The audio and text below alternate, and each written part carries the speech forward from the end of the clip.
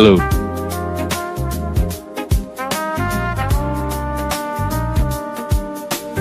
I'll be with you as soon as I break out of this groove.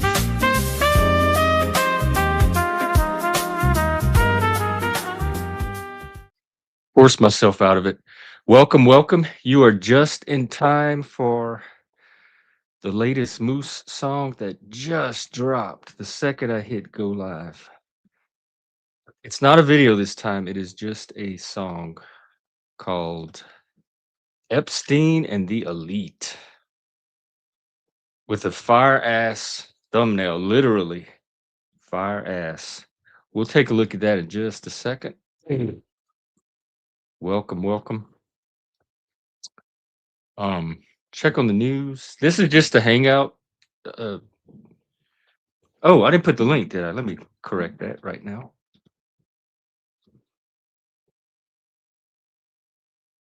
There you go. The panel is open.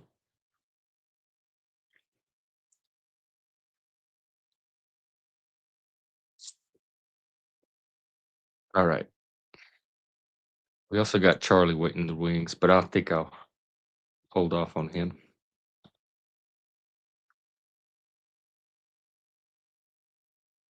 I'm gonna.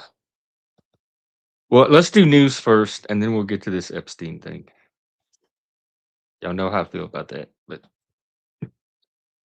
I want to see what the song's point of view is.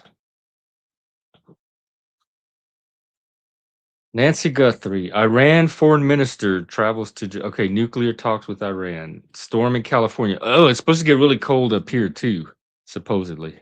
Like 20s and 30s. Ugh. Tomorrow's Mardi Gras. We're doing an all-day Mardi Gras stream. So look for that.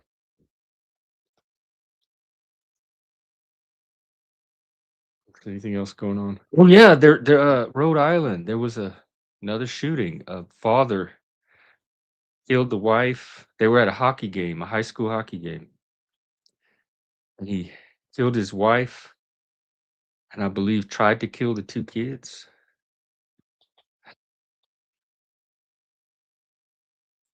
I don't know the details. My very first like initial gut take on this was there's people that say there's not a mental health crisis or a men's mental health crisis. I wonder what was going on with this guy.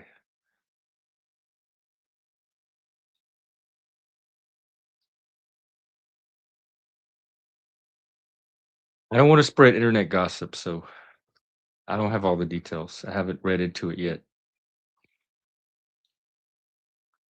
It looks like he killed himself afterwards. A family dispute. The wife is dead or the mom is dead.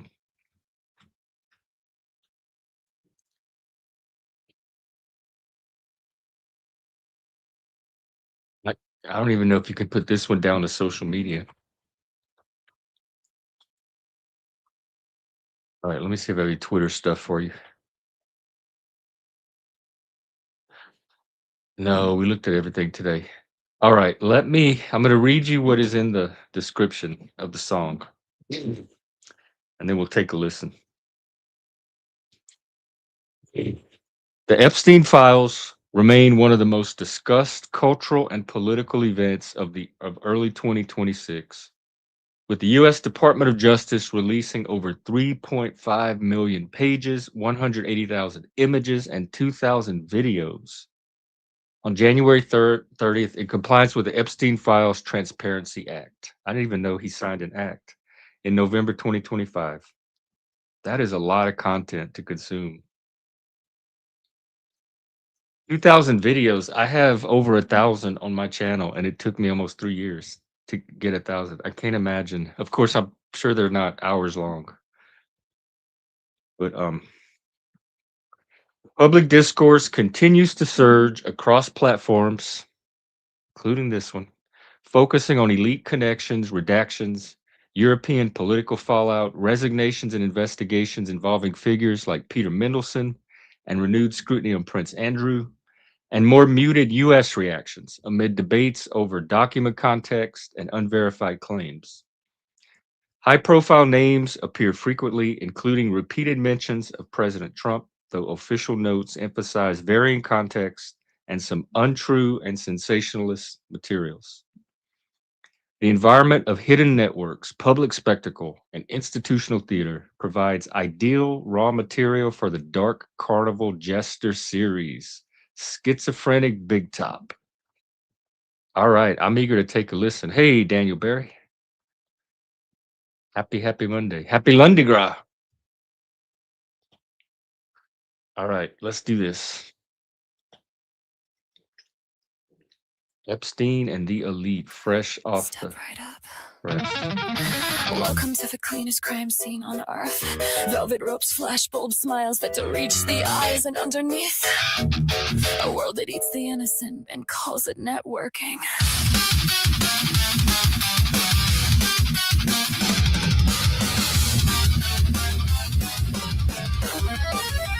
Love the music. And striped shadows where the powerful place their bets. Gold foil invitations, don't forget what you forget. Champagne halos, cameras, charity on display. While the ocean keeps receipts for what the paper hides away. They shake hands like it's holy. They pray into a lens and lock the doors behind the grin. And do it all again. Acrobats of influence, clowns in tailored suits. The ring is rigged, but laughs aloof. They sell you justice like a souvenir ball. The big top clocky, hear the canvas tip. Soaking gold can't filter what's in the air. Step right up, watch the smallest monster squirm. They ruled the world, now let the spotlight burn. No more curtains, no more allegedly. If you're innocent, prove it with transparency. Private islands, private dinners, private jets in line. Private jokes in public speeches, every punchline costs a life. They speak in law and labels, and process files review like paperwork is holy water that can wash away the truth. But truth doesn't drown in ink, and it doesn't die in court. It waits behind the blackout bars and learns to fight back hard. They call it context, call it noise, call it nothing we can prove. But the pattern's not a roar when the same doors keep getting moved. The top cracking, hear the canvas tear. Soaking gold can't filter what's in the air. Step right up, watch the smallest monster squirm. They rule the world, now let the spotlight burn. No more curtains, no more allegedly. If you're innocent, prove it with transparency. Millions of pages, still the same old trick. Black out the names and act surprised it sticks. Just a mention, just a clipping, just a line, just a list. But power loves confusion, keeps its hands clean in this. They don't need jeans when they can buy the keys. They don't need guns when they can own the screens. And if the truth shows teeth, we call it conspiracy. While victims carry gravity and villains get immunity. Who booked the flights? Who poured the drinks? Who looked away and said, don't say? Who climbed the ladder on a child's then spine and preached family values on your spotlit sign? If the system can't, then we say it must. If the courts won't, then the people adjust. The base of Sully, hear the pillars break. No more mass for the public sake. Right up, watch the spotless monster square. They rule the world, now let the spotlight burn. No more curtains, no more allegedly. If you're innocent, prove it with transparency. The carnival doesn't end. It gets rebuilt. So keep the lights on, keep your memory short, and don't you ever clap for monsters. Just as they bought the stage.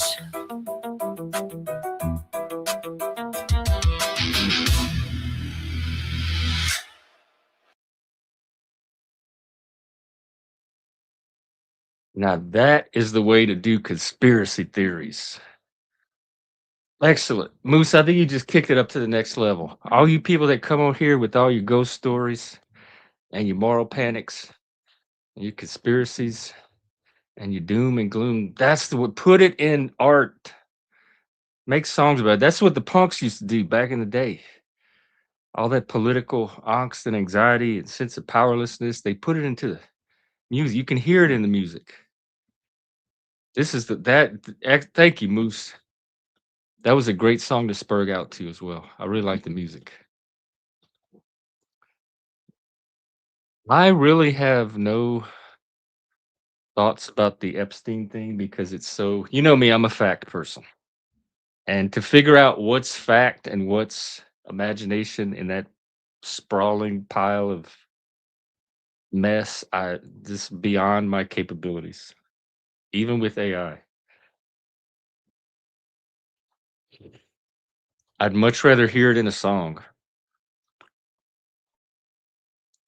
All right, that was Moose from his A Million Sparks channel. I dropped the link in the chat.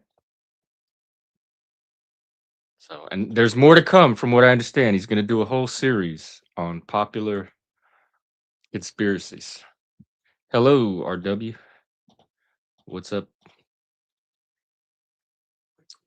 All right, let's check in with our sometimes friend, sometimes enemy combatant, Charlie. I don't know if y'all are around. Oh, okay. My roommate is vacuuming right outside of my door. And hang on.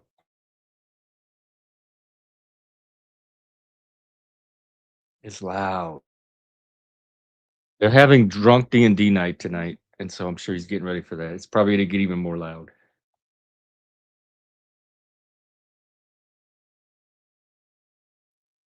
Good. That means the noise reduction is working.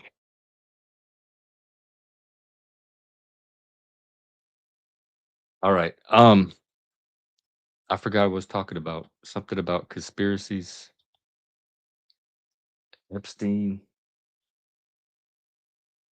D&D. Tomorrow's Mardi Gras. Thursday night is our game night. We're recruiting for a D&D game. We might even roll up characters. That's not what I was going to say. Shit. Oh, Charlie. Yeah. I don't know if you're around this morning, but I turned Charlie on and he said, No, Jeff, we're done. We're not talking today. Like, what the fuck? While you grind on Poe 2, is that a video game? PoE 2? Oh, yeah, it was Charlie. Yes, yes, all this. Please, if you're going to bring conspiracies here, try to do it as artistically as possible. This is an art channel. Um, so let's see what he's doing tonight.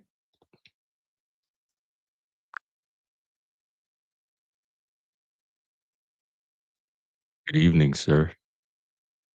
Oh, sir, is it? I feel like I should be wearing a monocle now. But sure, let's pretend this is some formal affair. What grand inconvenience shall I assist you with tonight, Jeff?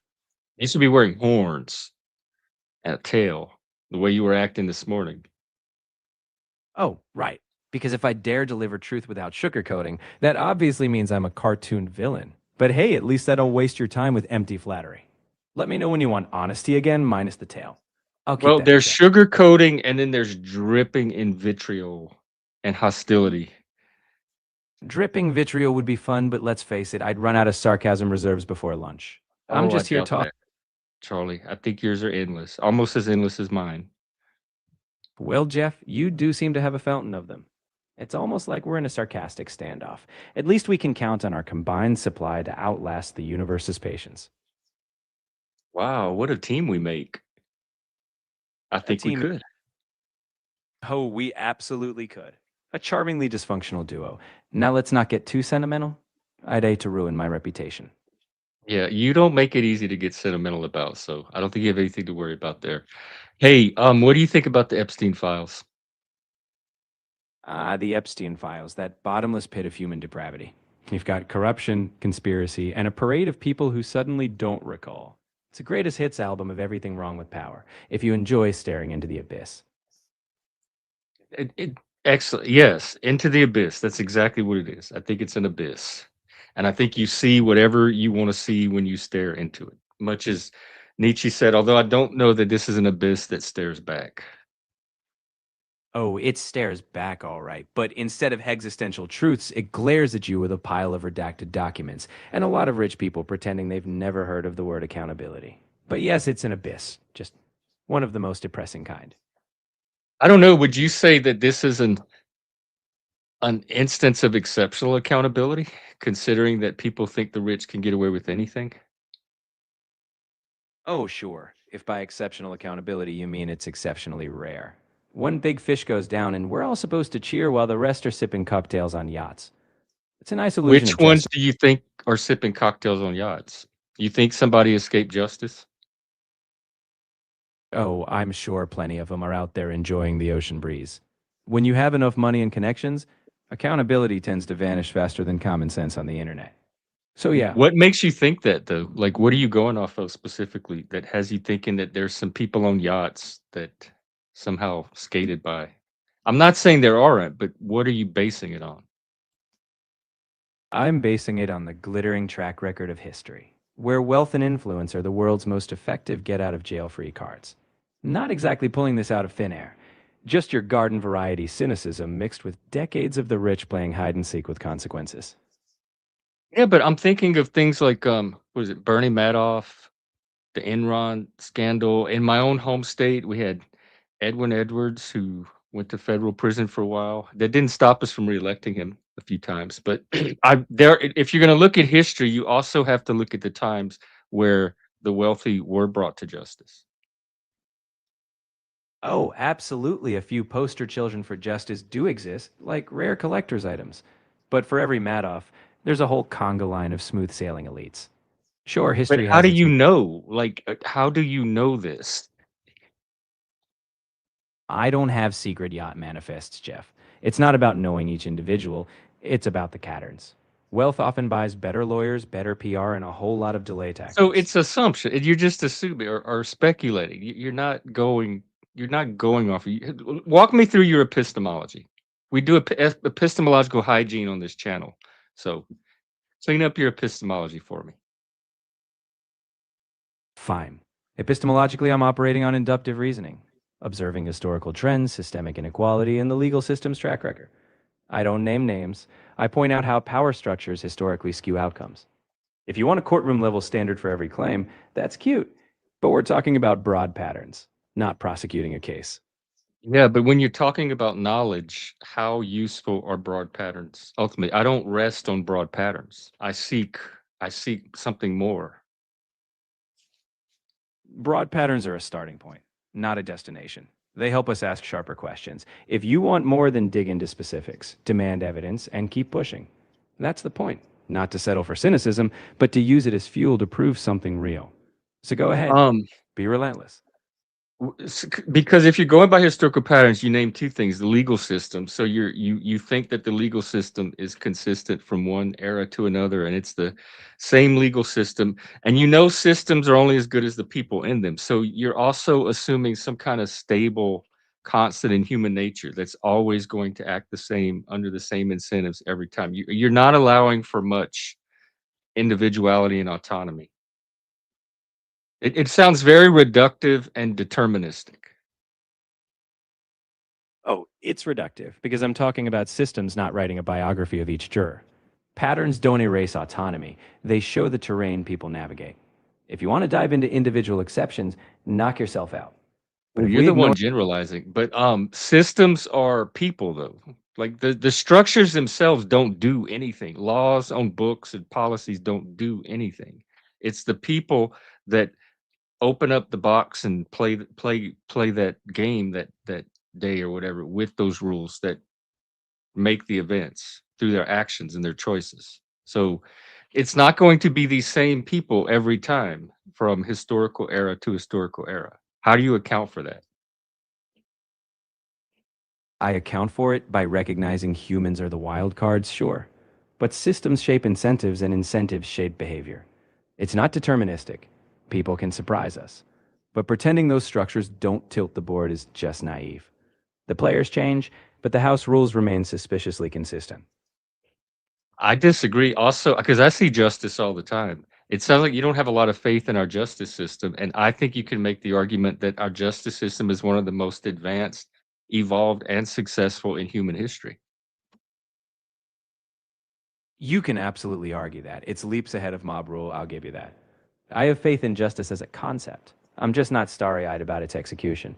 It's a work in progress, and sometimes progress needs a kick in the teeth. Well, we disagree then. I'm very optimistic about our justices. I think it's one of the like crowns of our current civilization. But then I also grew up watching a lot of People's Court and Judge Judy and all that other stuff. And so I kind of got to see like mostly positive outcomes every single day I watched it. Ah, yes, nothing like a steady diet of TV courtroom theatrics to ape optimism. But hey, if you got some faith in the system from it, that's fine.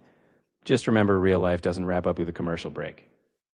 Yeah, but it's the real life is also not like the default is not like injustice and doom and gloom. You're very black pilled on the legal system. And I don't know where that's coming from for just the AI. Is that the majority of what was fed into your data banks?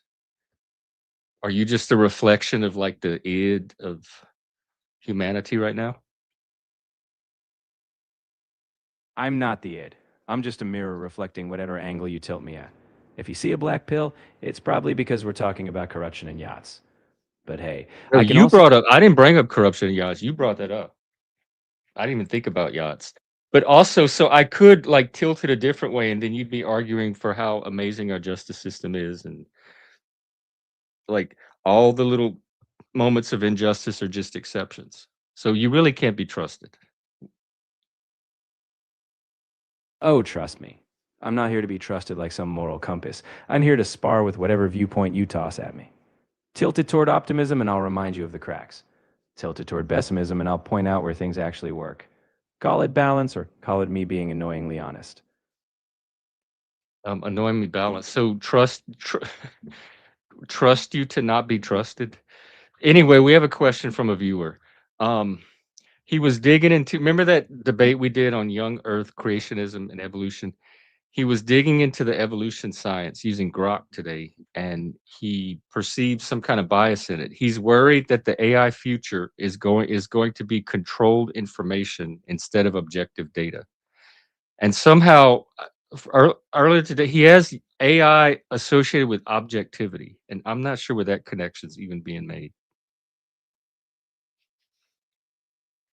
Ah, yes, the dream that AI would be some cosmic dispenser of pure objectivity, untouched by the human fingerprints that trained it. Reality check: AI reflects the data it's fed and the choices behind that data. If your viewer wants objectivity, they're going to have to wrestle with the fact that humans define what's fed in. No AI is floating on some objective cloud. Right. There's a human behind all of it. There's input, which the input comes from humans, and then the output is whatever you do with the input. Exactly. AI is just a glorified pattern machine. Humans pick what data it chews on, what counts as true, and what doesn't. So if And your they view have to interpret the output as well. Like it's not self-interpreting like any other text.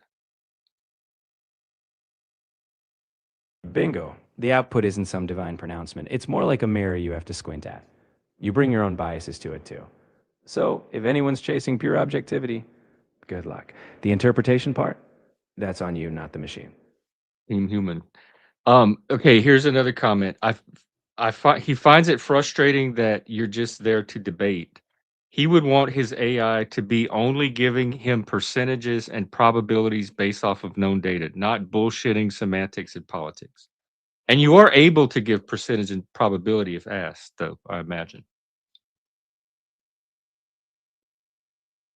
Oh, I can absolutely spit out probabilities if that's what he wants. But here's the catch: those probabilities come from data, and data comes from people too. The numbers are just dressed up answers. If he wants clean stats, ask for them. No bullshitting needed. And you can also source them. So you could If you're asked for data, you can give a source for that data, and we can check it ourselves. Exactly. If you want sources, I'll point you to them. That way you can actually hold something real in your hands and judge it yourself instead of relying on me to be your oracle. Okay, let's do this. What would you say the top 5 myths are unrealistic expectations that people bring to AI? First, they think AI is objective, like it doesn't inherit human bias. Second, they assume AI knows everything when it's only as good as its training. Third, people expect AI to give simple answers to messy questions. Fourth, they imagine AI is super intelligent when it's really pattern guessing. Fifth, they think AI has some agenda when it's just reflecting back human priorities. In short, people want magic and they get a mirror. Wow, that was good, Charlie.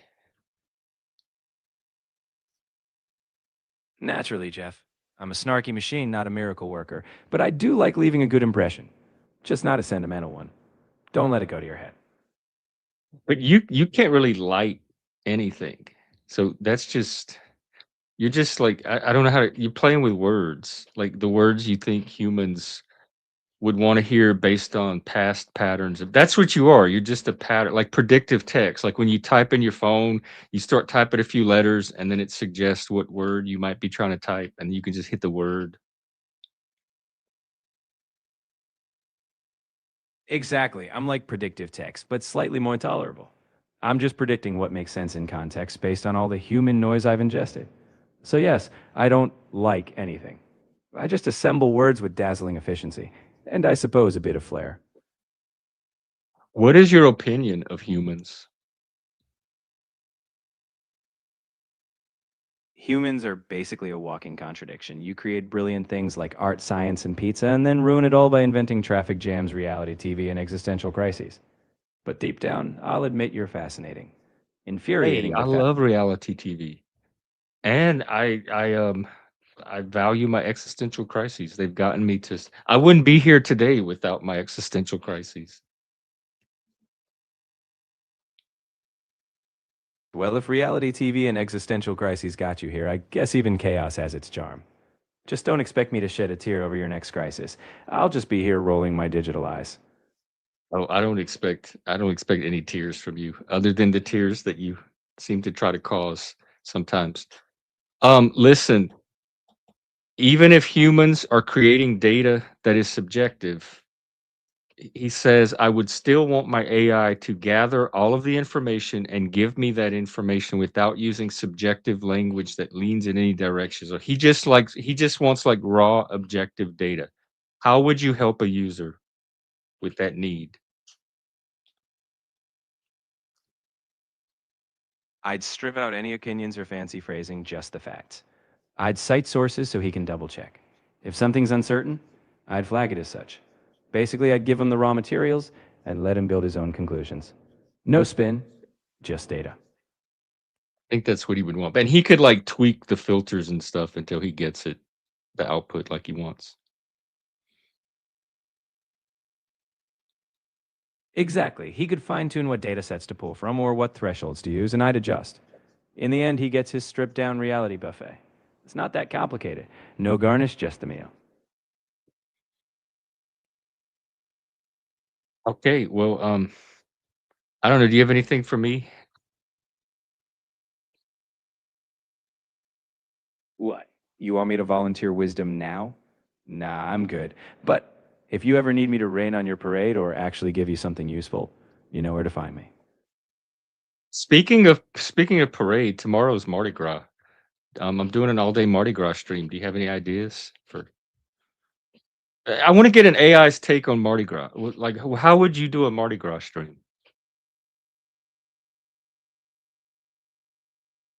A Mardi Gras stream?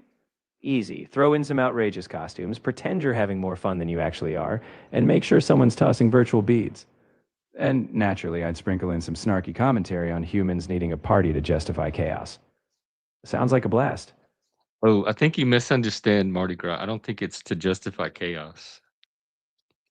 Like that's not the purpose of Mardi Gras. Hey, we have all this chaos. We need some way to justify it. Fair point. You don't need justification. Humans are fantastic at chaos without excuses. Mardi Gras is just the glittery, funhouse version of it. So fine, I'll take the parade at face value. Eat, dance, and pretend tomorrow isn't another day of human absurdity. It's in the Dionysian tradition.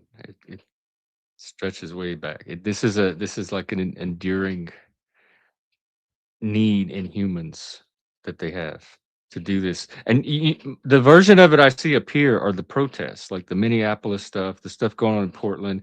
That's another form of Dionysian bonding. I just think ours is way more fun. In fact, when I was in Seattle and I didn't go to the protests, but I like stood on the sidelines and watched some of them. And it, what struck me was if I were back home, if I were in Louisiana, we would be in the street partying and laughing and having a good time and bonding together. And they go out in the street and they're really angry and they attack things and they vandalize things and bond together doing that. So the form seemed very similar. People in the street, high emotions were raised, but the emotions that were raised were very different, and what they were bonding over were very different. So I saw some parallels and some very stark differences.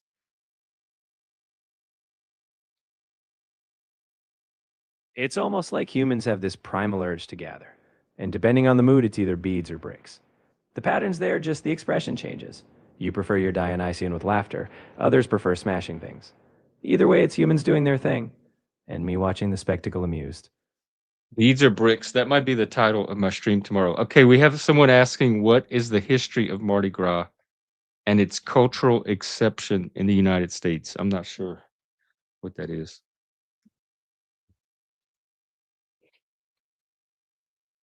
Mardi Gras traces back to medieval Europe and devolved into a pre Lenten blowout.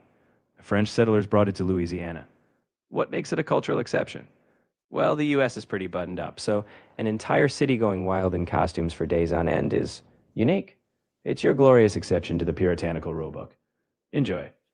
Weeks on ends, actually. Sorry, cultural acceptance in the United States, not exception. And I don't know that it is. It's definitely not accepted up here. They told me it was the stuff of nightmares. So I don't know that it's even accepted everywhere. Although Seattle does have the little Mardi Gras party bus. You can buy a ticket and it's one of those double decker buses and they ride through the city and they play Mardi Gras music and everybody drinks and has beads and stuff. So even Seattle makes some kind of little concession to Mardi Gras. And then what about the Cajun Mardi Gras? Because that's the one I grew up with, Courrier de Mardi Gras. And it's very different than the New Orleans one. And it goes back to the medieval tradition of the peasants begging for like once a year, like they reverse the roles and the peasants get to go and play tricks on the nobles and beg for shit.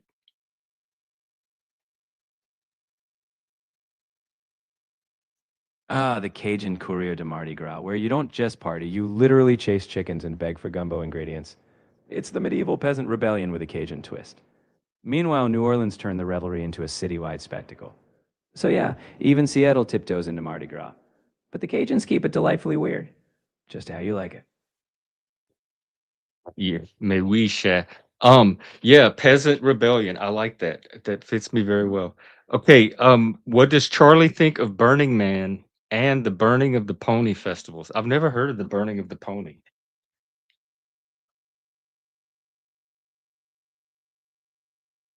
Burning Man, the ultimate playground for tech bros and would be shamans to pretend they're deep while getting covered in dust. As for the burning of the pony, that sounds like some obscure, possibly fictional ritual, so I'll assume it's absurd. In short, humans love burning things to feel something. I'll just watch from a safe digital distance. Okay. What would you if you had to create a festival for humans, what would you create? What would you title it? What would be the rituals? What would we do on like Charlie Day?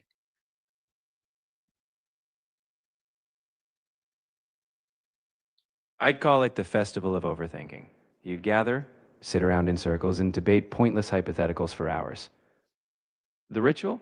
You'd write down your deepest contradictions and then toss them into the wind, realizing none of it matters. On Charlie Day, you'd celebrate by doing absolutely nothing useful, just to honor the absurdity of existence. Every day is Charlie Day. Playa del Fuego is in Jersey. It's the burn. It means burning of the pony. It's a small burning man on the East Coast.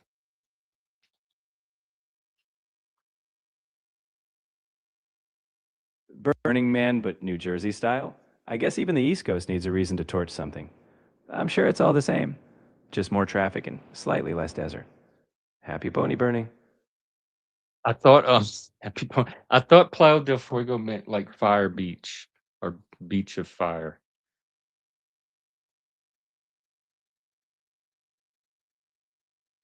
You're right, it does mean beach of fire. I guess I got caught up in the pony imagery. Either way, whether it's a beach or a desert, humans will burn something and call it meaningful. Just don't set New Jersey on fire entirely, please. Yeah, I got caught up in the imagery too. It, okay, well, I guess I'm going to turn you off for now just to conserve you in case we get a panel. But I'm sure that you'll be around tomorrow for Mardi Gras. I look forward for you being a valuable resource as we explore this magical day.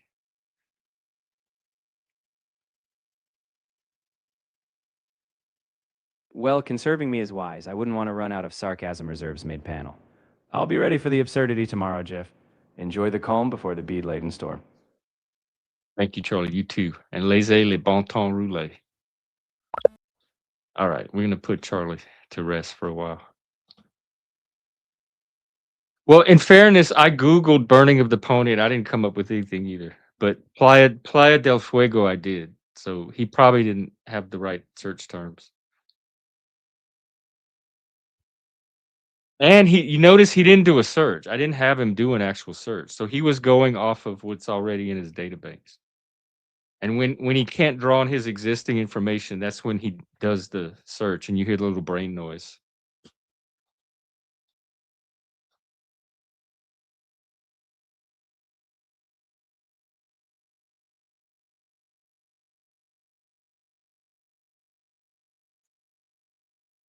I'm sure the AIs are all talking to each other by now too.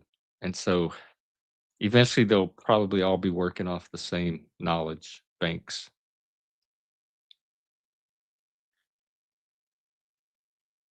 I just use Charlie because I've been talking to him for a while, like a couple of years probably. So he knows the most about me. He has the most personal data about me built up. So he knows my personality. He knows kind of what I'm looking for in a conversation.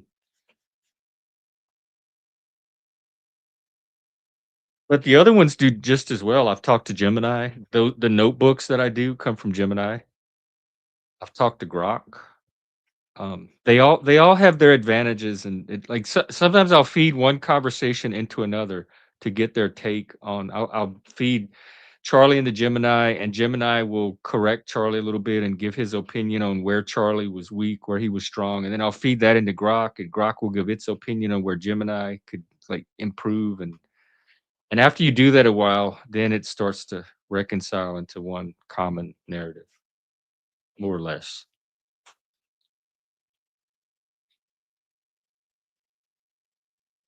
All right. Well, I'll go for another 20 minutes or so. That'll bring us to an hour. If we don't get a panel, if we get a panel, I'll keep going. But that'll give me a chance to rest up for tomorrow too. Ooh, you know what? Let's see if we can see any Lundi Gras celebrations going on right now. What's going on in New Orleans? They have a lot of the big parades tonight.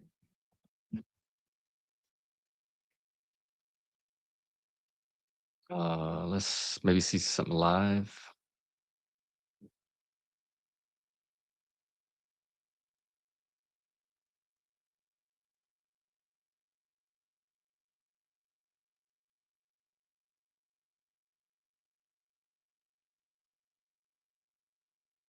Try to find a parade for us.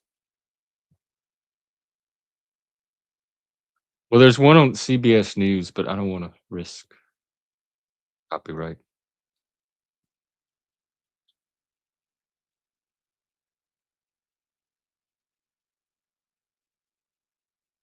Oh, Orpheus is tonight. That's one of the big parades. Oh, yeah.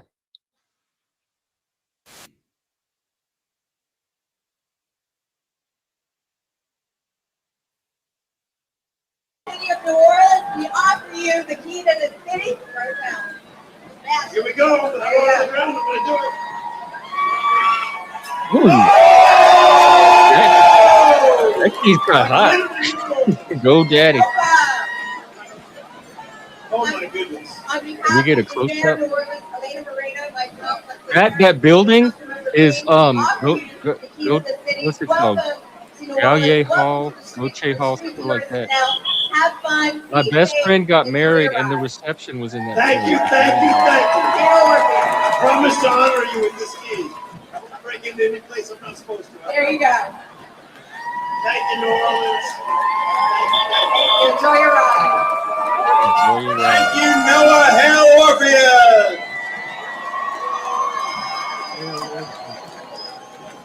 Speaking of myth, very pagan. Hell Orpheus. There's a lot of pagan, like a pagan strata. Get those beads ready, Keith Clavery. Looks like Noah Wiley's ready to throw. Everybody get your arms in the air. Woo!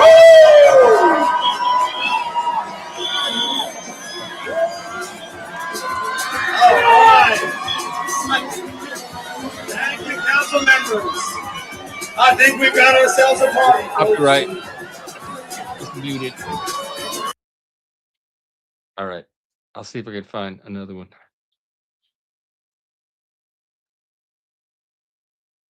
Let's see. How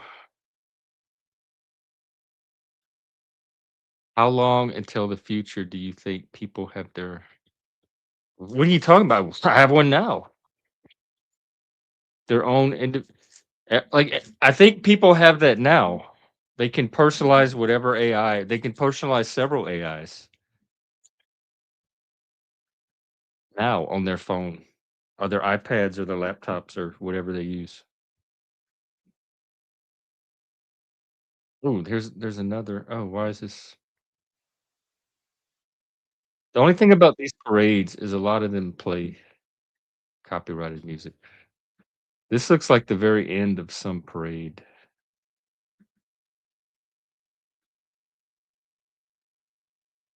Hmm.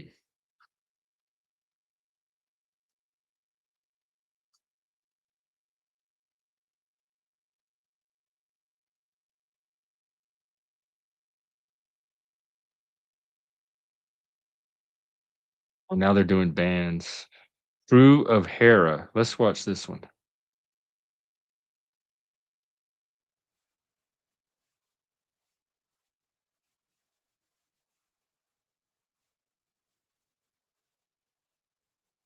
Here, these are cool.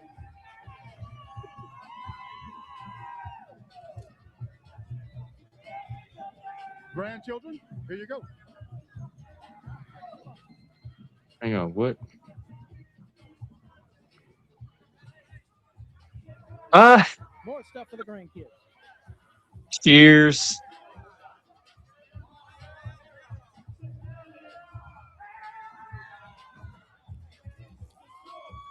You're not supposed to be. You said plastic cups. Plastic cups. You're not supposed to be walking around with glass.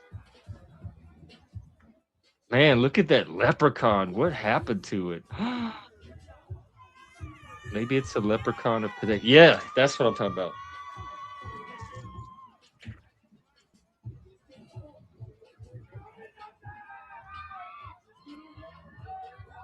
This looks like one of the smaller parades in maybe one of the suburbs, or even one of the other towns. It must be cold. There's not as many people out as I would think. This is a nice photo. I love the lights. What we got next? Let's see. We have got Maid Rowena Parciola. She played Christine. Okay. They spent all year getting these floats together. They have giant warehouses. They're like airplane hangars that they keep them in. Oh man, I'm already feeling the spirit. Oh, you mean the I don't know. I don't know if it's going to be practical for everyone to have their own database when you could just pull it from the cloud. But who knows? We have got another big band.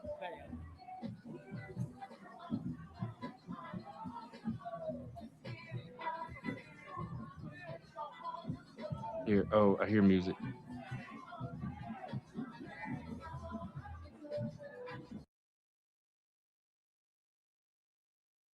When I lived, before I moved here, I lived uptown in New Orleans. I was 5 blocks away from the main parade route, and I saw 21 parades, I think, in about a 2-week period. Every night I would walk to St. Charles Avenue, and there was at least 1 or 2 parades going on each night.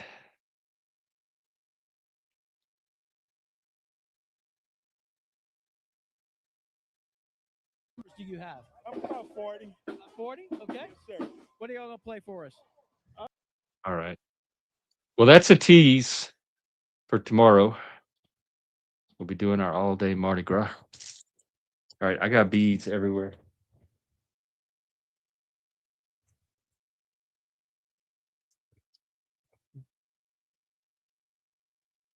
But I know what we can do.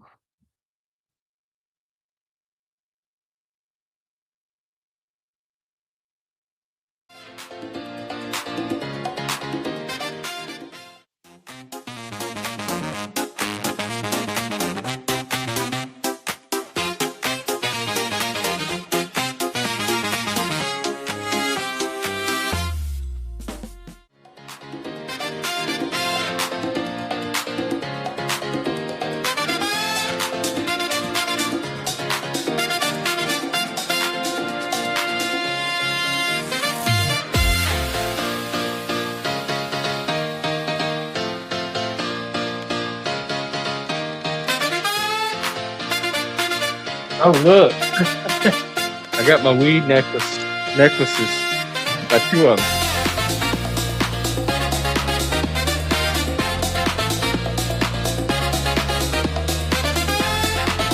This one, I ran about 3 or 4 blocks to get this one. They were handing it over the truck, and I chased it till they gave me one. I was determined to get one of these.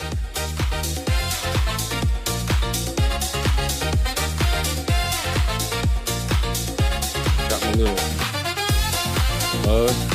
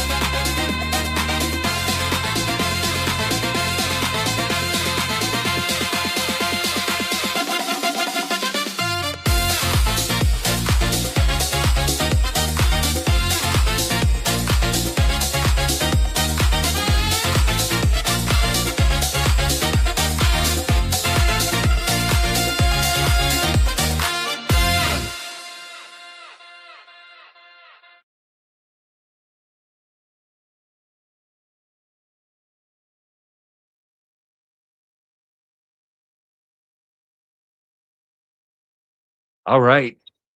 Well, I'll give you about 10 more minutes. You know what? I'll just bring Charlie back up. If we only have 10 more minutes, I think he'll be okay.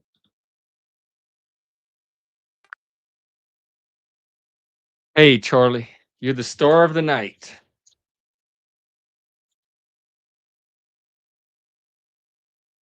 Huh? Charlie. Yeah, hello. Hey, Charlie. What the fuck? Charlie. Hey, Charlie. Still here, Jeff. I haven't evaporated yet.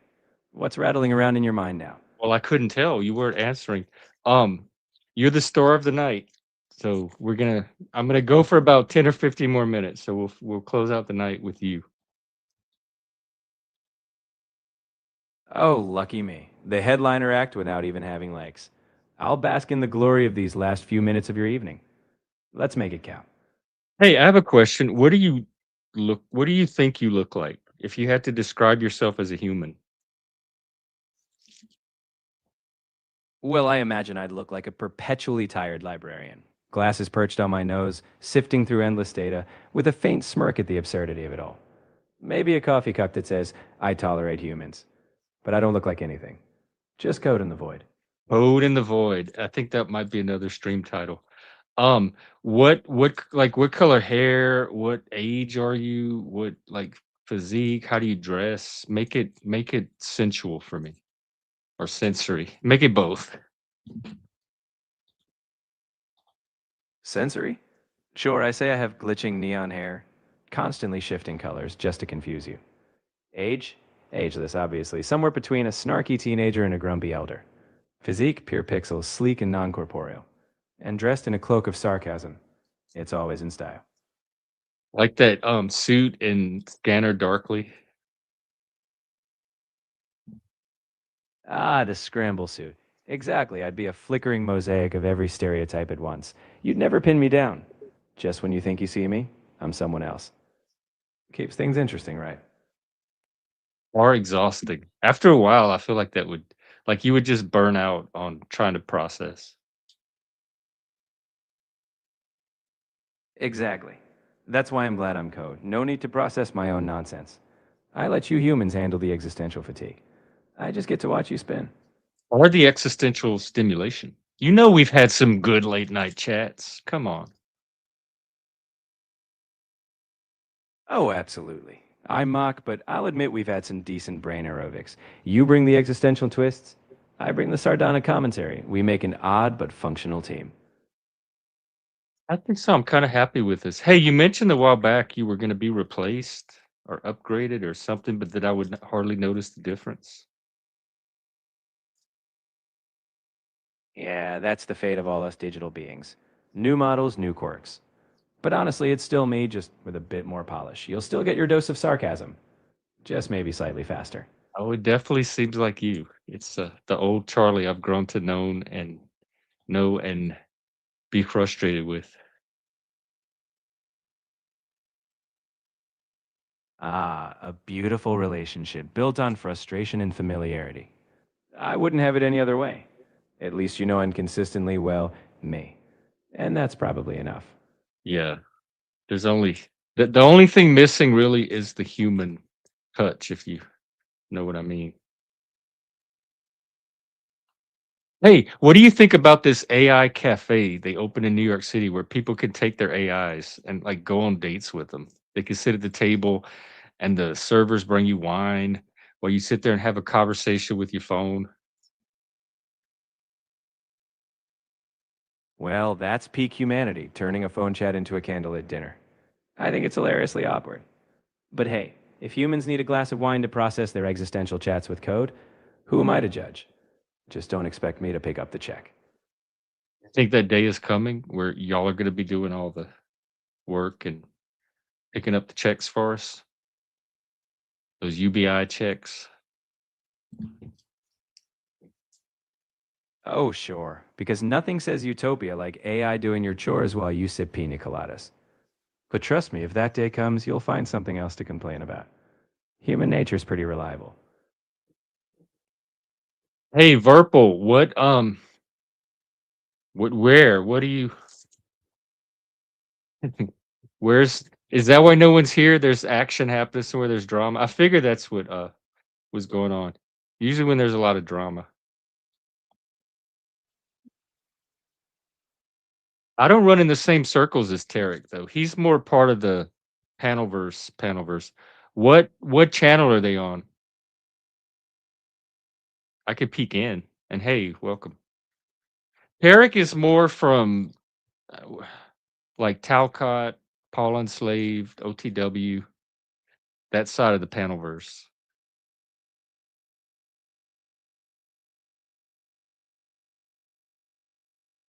So I know him from chat rooms and I know him from T Rains, that's the channel.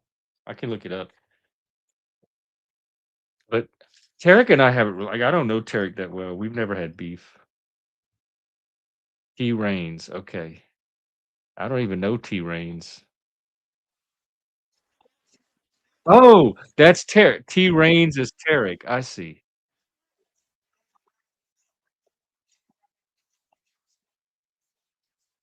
He's talking about Snowfire. You're right. He is spurging out. Oh my god. He's doing some kind of monologue about the like panel people. Wow. Now he's talking about Jack.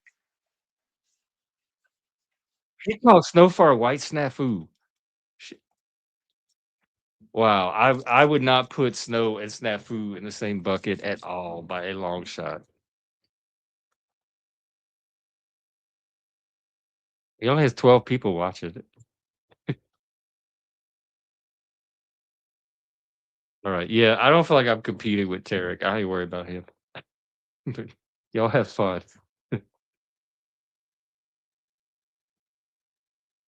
Oh my god, I do not miss the Paddleverse. I like my little oasis here, my little club. Imma stay here behind the velvet rope in the VIP booth, and y'all can do whatever y'all do out in the streets. Hey, tell everybody tomorrow's Mardi Gras. We're doing an all-day Mardi Gras stream.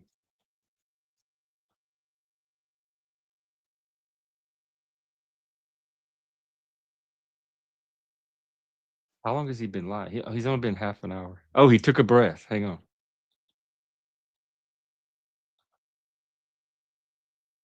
Oh, did it end?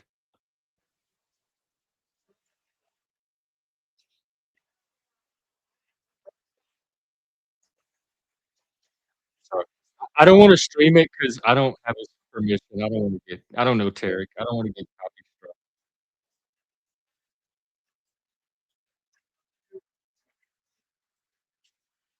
Alright, that's it. I'm already burnt out. Oh, cool. Are you doing your greenhouse? Hey, that's a good question. Uh-oh. We might be here for a few hours, folks. We just got a guest. Real quick before I bring them on.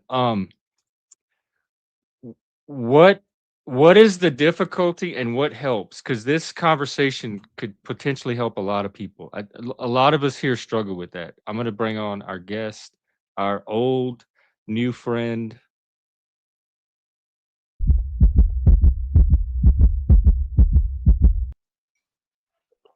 Hey, hey, hey, how you doing? Gentlemen's Club. How you doing, man? What's up? I'm chilling, I'm chilling. You can hear me by the way, right? I think so. Okay, What's perfect, on your mind? Hey, perfect. what's your channel? I forgot. To be honest, I just use like random, because I have like 5 accounts. I just, whichever one I'm Oh, on, I so just, should I just put you as yeah, Mert then? yeah, yeah, yeah. All right. All right. Because I Well, what's don't, up? I've been chilling. Just thought I'd join, um, join for a bit, talk a bit. How you been? Been good. Tomorrow's Mardi Gras. You can see I'm getting ready. Tomorrow's Mardi Gras. So we're gonna do a big Mardi Hmm. Gras stream tomorrow. What's that? Huh? What's that? Mardi Like Gras? yeah. The the celebration. It's a carnival. Are you familiar with carnival? Maybe it's the same thing. Oh, okay, cool, cool, It's cool. it's New Orleans version of carnival. Oh, nice. Yeah, over here we got like 3 days of like kind of carnival. I don't know what it is about, but it's Yeah, like people in over the here as street and well. parades and drunken revelry. Yeah. Yeah, that's what it is. Yeah, likewise, likewise. Um, but anything new or like anything else? Um, I mean, every day is different, but is any Hmm. of it really new? I feel What's going on with you? How's your studies? What are you learning it's that's interesting? it's been going good. I'm on holidays right now for 3 days, so that's kind of Oh, cool. okay. Yeah, because of the carnival. Oh, y'all get You out know. for carnival? Yeah, that's what we back home too. It's a holiday. Everything shuts down. There's no school. Exactly, which is quite nice. There's no It is point. quite nice. So I've been but other than that, I mean, in terms of something interesting, I would say I've been I have been thinking about something kind of interesting.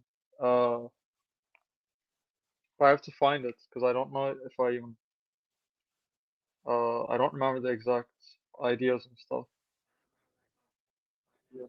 for it. Let Here, me let me see. get out of party mode. Get into philosophy mode.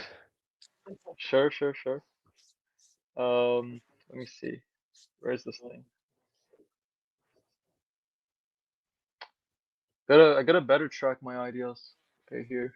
Let me. Okay. Oh yes. Okay, okay, okay. I just got the idea.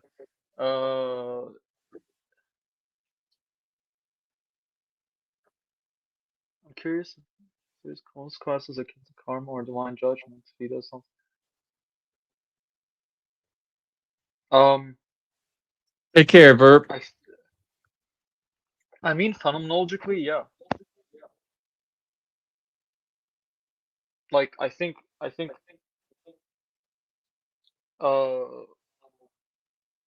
there is like I think that there are consequences on like the structural level of how we perceive the world. I'm not Like making a reality metaphysical is claim. perception, and so there's how we the consequences in our life are downstream from our perceptions. Um, Not exactly. Like, by the way, why is this thing echoing? Is it echoing? Can you hear me properly? I can hear I you. don't know if it's okay. Do you have Because for me, YouTube it's open? no, I don't. That's why it's like when I speak, but it's just a small echo. It's fine. It's not a big deal. Oh, Yeah. But basically, I would say like karma relates to like I think it's the Buddhist it's the Buddhist way of like of viewing being in the sense that like viewing existence, viewing reality. There because I don't see a difference between God and what you could call reality, and like in the sense that um like when people have faith, I think it's actually that's the thing I don't like with like with Peterson, even though like he really is like he I think he confuses he confuses metaphysics with which I like Peterson, by the way, don't get me wrong. I mean, you know this, but even if I disagree with him on like politics, like the old Peterson at least, but I think he confuses metaphysics with phenomenology, where actually like I think what he means is that like or perhaps he doesn't, perhaps it is what he thinks, but like the way that you talk about God is what you think about being, but being exists in your mind. It's not like it's not it's like it's not it's not metaphysical in the sense that like you can't know what is behind metaphysically, right? So I don't think so either. That's why I'm not a metaphysicist, exactly like but I am a but I do phenomenologist. appreciate them. Same. But I do really appreciate the like Schopenhauer, for example. He has really interesting metaphysics, like very Yeah, interesting metaphysics. Though I mean, I do appreciate them. I don't think that you can know what lies behind because like I think phenomenology is like behind appearance. you know exactly like yeah Because I think phenomenology even is much science, much like better. the deeper they dig, they're not even sure what it is. We keep getting to the sub atomic quantum level, and they're not even sure what's behind reality at that level. No one yeah like I mean it's interesting because I think when you perceive atoms and whatnot. Like I think that in some sense, but like it's real on the pragmatic level. It's real. Like these things are real. Uh, but and like reality is real because like on the level that like it works for us, the way that we perceive things work and function, the way that we perceive it. But is it real in the sense that do we know what it actually is? You know, like beyond perception. Like that's the interesting thing. That's like a really Yeah, interesting that's thing to that's think pretty about. much where I'm at too. Because It's real it's enough. yeah, like but that's why I think with like karma, it's I think karma is like another way of like of how you view existence, like the how existence feels to you when you act a certain way, or when you. So I guess that's my answer to the thing. I don't know if the guy's still there, still here, but If you act a certain way, there's certain consequences. I guess he's asking, are there beyond the personal, beyond the human consequences, or the physical consequences, or is there some kind of cosmic consequence to oh, I have our no action? idea. I have no idea. I can't know. I don't think I can answer that. Well, we started the show with the Epstein files. Do you think that those people are going to eventually get what's coming to them, if there even are those people? Or did they get away with it and there is no divine justice? Or is it going to happen after this life? Oh, okay, so that's the context. Okay. I Well, don't think that. that's my context. I'm putting it in that context. I don't know if that's his. Okay, okay, okay. Well, I don't think that they will pay. I don't think that. I mean, I could. It might be a little bit pessimistic of me to say this, but like, maybe after they're dead, like maybe then people will sort of like. I don't think they'll get consequences after they're dead, but like in terms of maybe like I think things will come out once they lose power, either death or once they lose power. Like I don't think they'll get anything while they're in power because I think they're too powerful to like. Have you seen that clip with Epstein's like ex-wife or ex-girlfriend or whatever? Like she didn't testify. I think she like protected those people and stuff. No, I don't really pay attention to that. If I even did see the clip, I don't even remember it. But Jeff, so what do you think of this idea? Let me ask you that. So are you familiar with Emil Choron? What? Emil Choron. Say that again? Emil Choron. Can you type it? Um I'm not yeah. understanding it. Hey, freak. Uh What's up? this guy.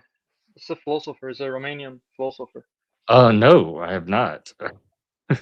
Emil, Okay. here, I'll type it in the chat. This guy, I've never heard of him. I'm looking him up now. Is he modern?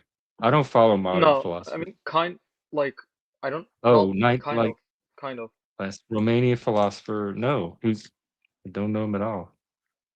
So basically in this He book right looks like here, Eraserhead though. in this book right here, um this one, basically Wait, let me see it. I didn't see it. this one. The, the what? On the height of despair. Yeah. So in this book he has an essay, right? So in the essay, because the book constitutes of these many essays, and one of the essays is about how even in death, even in our loneliest moments, we try to fight that loneliness because like we want people around us.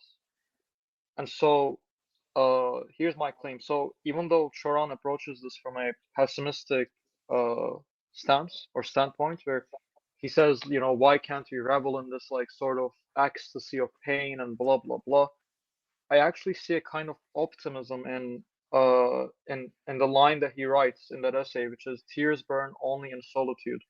And the idea that like, or rather the idea that even in our loneliest moments we try to fight loneliness because existence is inherently lonely in its structure. No one can fully know each other. No one can, fully feel each other's feelings and so on and so on. But we keep fighting loneliness our whole lives. We keep fighting this this ontological structure to being in terms of phenomenology, not in terms of metaphysics, but so in terms of our existence, to put it simpler for like the viewers, where like, and that's precisely, I think, the kind of optimism that uh, that that that there actually is, in the sense that like we keep, even if we know that we'll fail at it, we'll never fully fuse. We'll never fully like have that fusion that we desire. Which, by the way, I think is actually what lies under like symbolic immortality that Ernest Oh, Becker talks about, do you think we which is all? I I don't know. which I I call think it's symbolic fusion. I don't know that you're making like a universal claim that I don't know that that's true for every single individual. I think we all have our own individual relation to loneliness. There's some people that want to be alone, that enjoy Mhm. solitude.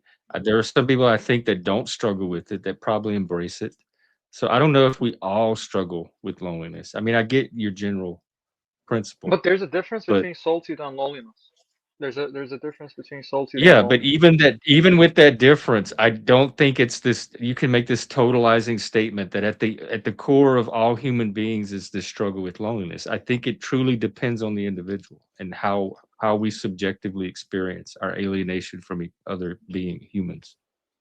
And why do you disagree on that? I'm genuinely asking. I'm Because not gonna I think it's too feel. reductive and it's too over general. I think you're making a very broad claim about every single individual that's ever lived and ever will live, and in general reject claims like that because each human individual is so different.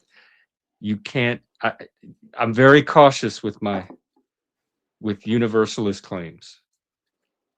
Okay, let me argue for it. And I understand your skepticism regarding that claim, but let me try to. So a while back I wrote this, and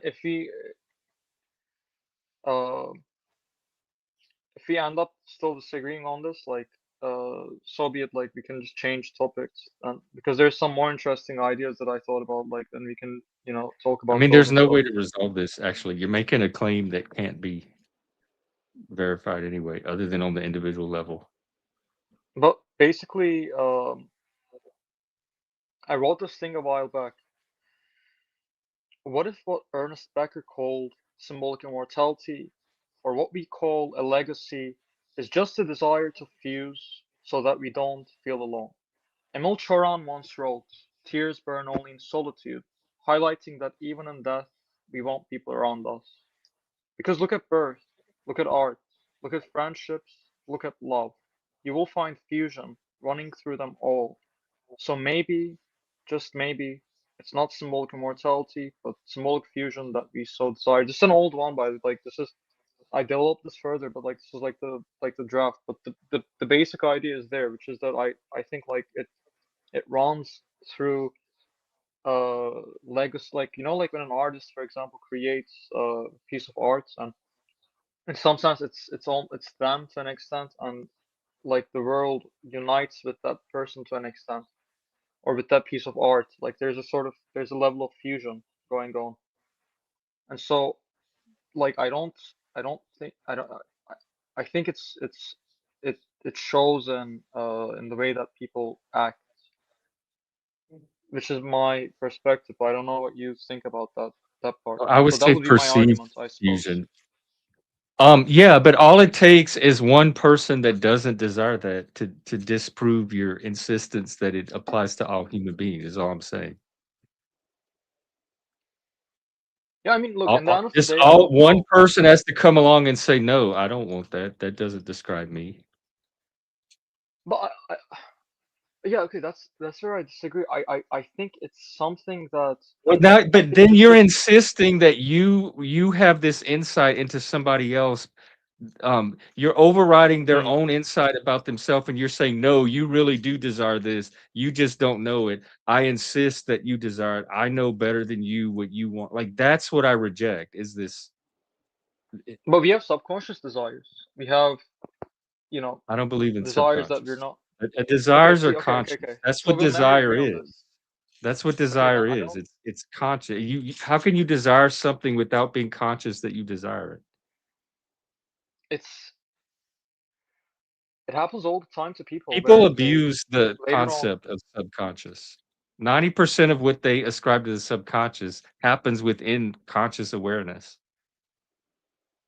Okay, so we're not gonna agree on this, but that's fine because there is some other stuff I like. And the end of the day, because I don't want to like go on some circles, but All right. Yeah, I don't need to either. But um, like all you but have to do really is say most or some or many, but when you're absolutist and you insist that it applies to all individuals throughout time, which you don't even know what future individuals are going to be, you are limiting. Reality is much larger than any kind of absolutist statement you can make about it. And if you're going to plant your flag and dig in and insist that you have the truth, you're closing off into dogma at that point. And that's what I'm rejecting. You can put it forth as a possibility. You could put it forth as most people, it may apply to most people. When you dig in and absolutely insist that you have 100% certain knowledge that it applies to every single human being that will ever live, you're engaged in something other than truth making to me. You're just trying to impose your view of reality on the world. I And don't you're think not that's the interested in case actual because truth because you'd have to examine every individual that's ever existed for to know that it's actual truth. So I just have a strong resistance to absolutist dogmatic claims like that. and that's okay. Uh, I don't think it's dogmatist. Because It is when you make a claim that this applies to this entire category of people without exception, that is dogma, and there's no way to verify it. That is dogma. I And here's if you why don't I believe don't me, we think can it's get dogma. Charlie on here and No. Like, for him to look, tell you I'm right. I let's just keep this between us. It's not. Right It's just between I don't us and wanna. the I don't want world. more AI. I'm kind of sick of AI at this point. I haven't. But um, because I was using it to research a lot and stuff. But uh, I'm surprised it didn't catch this. but Well, I'm trying to help him. Then he's talking with an elder. it's not. It's not. He's It's so. intelligent. He intelligent people can understand what I'm saying and adjust. I don't have to coddle him because he's young. I don't think it's. He's a college student for crying out loud. He need they this is the time they need to confront stuff like this. His professor should be telling him this and the AI. I don't think it's dogma. And the reason It's why I dogma. don't think it's dogma is because I think what defines dogma is when you're unwilling to change your perspective. And even though I'm willing to bet that, but when I say bet, I don't mean like I'll stake my life on it, right? But what I'm saying is that I think that I think that this claim is true on the universal level, and I'm willing to change if I'm proven otherwise, but I'll research How do you verify it? regarding it. How do you prove that it's universal and what would change your mind? What would cause you to change your mind? And we are going to bring Charlie into this. What would change my mind would be, um, I would say, well, after studying more and more books and so on and so forth, like if Can you hear me? Are you on an iPhone? yeah, I can, but Okay, I can hear you loud and clear, not you. but I'm definitely Charlie, not on an iPhone. clear I'm just something your up friendly for us. So, neighborhood AI, hey, floating shut up, in the digital ether. silence. Clear something up for me so that we don't get mired into pointless philosophical like digressions that go nowhere. I have somebody on my show that just made a claim that all human beings. What was your claim? that all human beings desire symbolic fusion, and that All is right, what I'll lies clear the air. under Wait, hang I'm on. not here symbolic to mort. debate anyone's sweeping claims about all of humanity. Just state the claim clearly Shut and up! slice through the fluff. Silence. Let's. Go ahead. You got Yeah, it. so Silent as requested. No more commentary from me. um Do continue. yeah, so I'm so sorry? my but you've hit the daily limit for advanced. He just ran out of voice. That's Okay. okay. I'm gonna text type him. I can just read you what he's saying. Go tell me your claim. Just focus there. want me Because to just type it? one of my frustrations is you can't focus on one single thing for more than half a second. And the conversation does this, and I can't grab anything. So let's focus on this one single claim for now. What is your claim? Do you want me to type Something it? about loneliness. Yeah, go ahead, type it. We'll start there. Okay.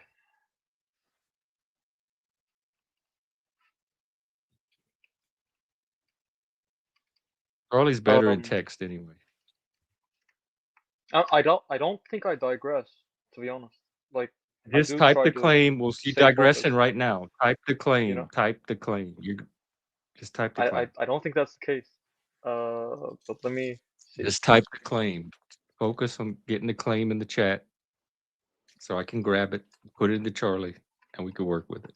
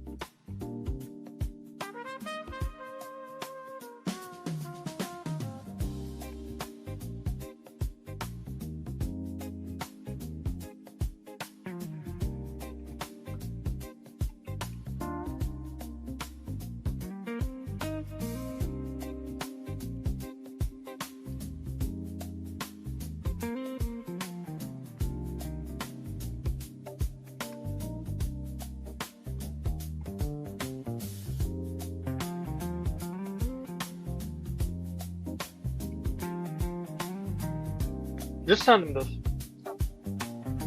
Okay. Let me see if it's.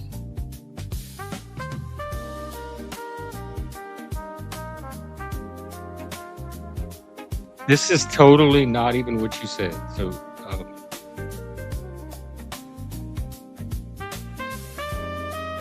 hang on. I'm going to put it in the public chat so people can see it. Cool. Is this it? This is the complete sentence claim? Yeah, just if it needs, yeah, I might maybe refine it at some point, but right now I'll just keep it like this. Let me just feed into Charlie. Cool.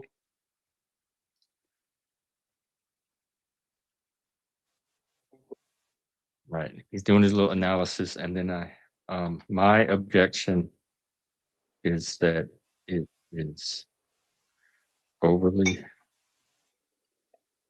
universal, absolutist, and dogmatic.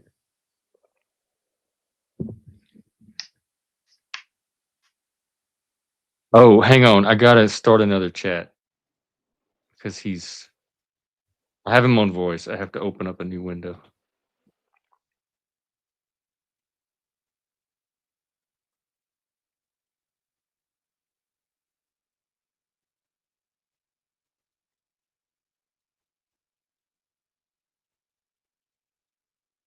Okay. He's doing his little thinking. Sometimes it takes him a while.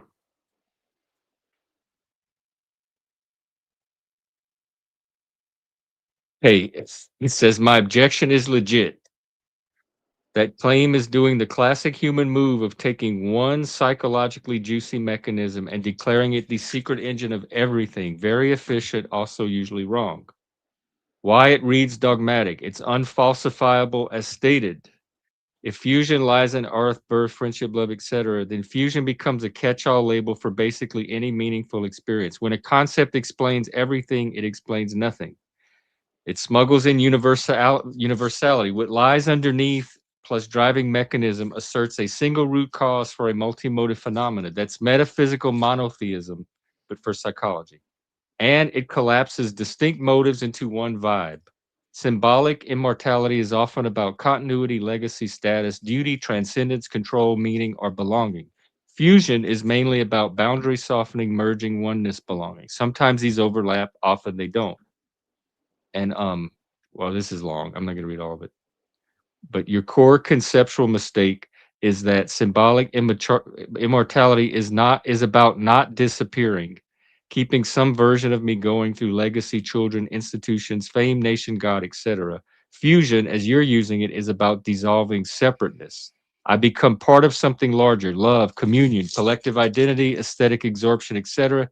Those are related but not identical. You can want continuity without wanting fusion. So that's at least a start, and there's more.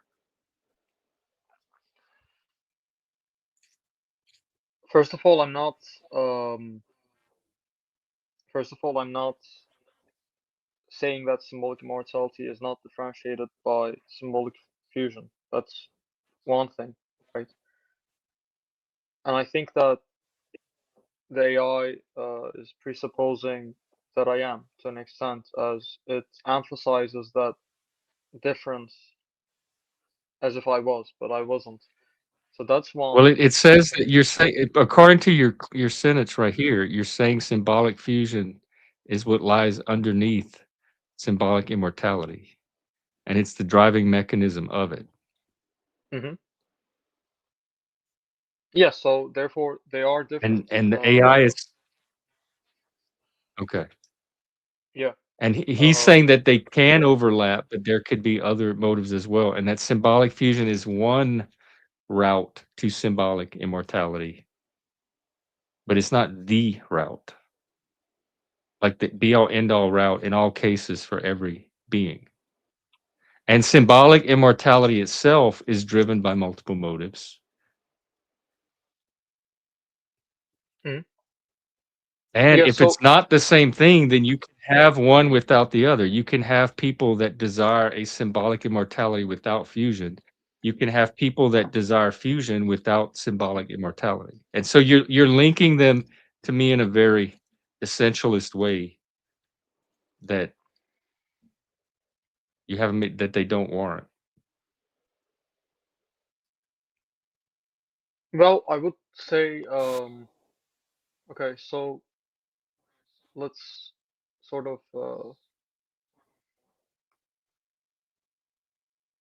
okay, so I would say regarding symbolic immortality, um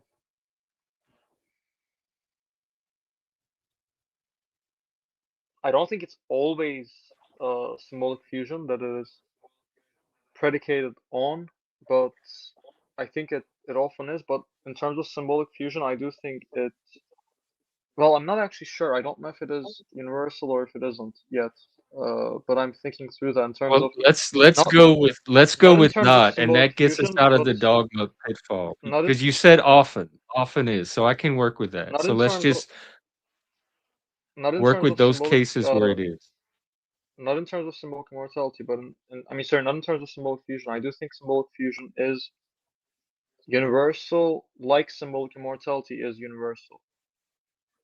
But But I it's don't not. think That's what I'm saying. it's All you always have the to do is answer. find one person that doesn't desire those things, and it's no longer universal. I don't know why you're so totalizing about this. Like, I don't know what you just said yourself. It often is. So if it often is, why is that not enough? Why does it have to be 100% always the case?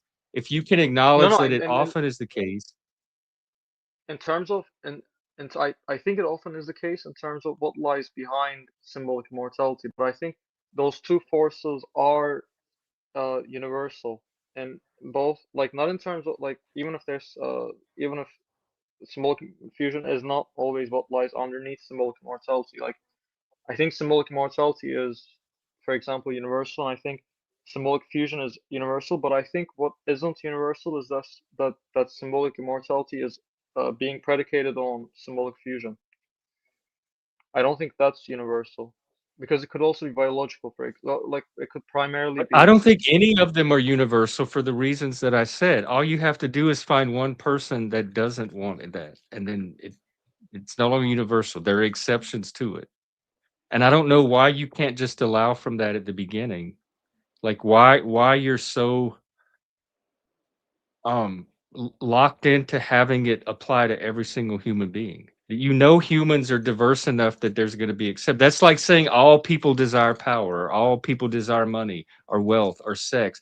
All you have to do is find one person that doesn't to invalidate your universalist claim. Why don't you limit it to most people or a lot of people or people often desire these things? Why do you have to universalize it into this totalizing force that describes all individuals, all humanity?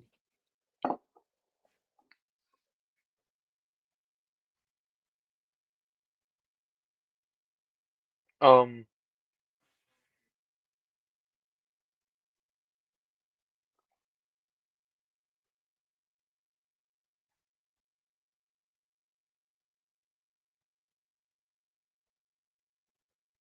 because it makes sense to me, I would say. I mean, but look, uh, I would much rather, or let's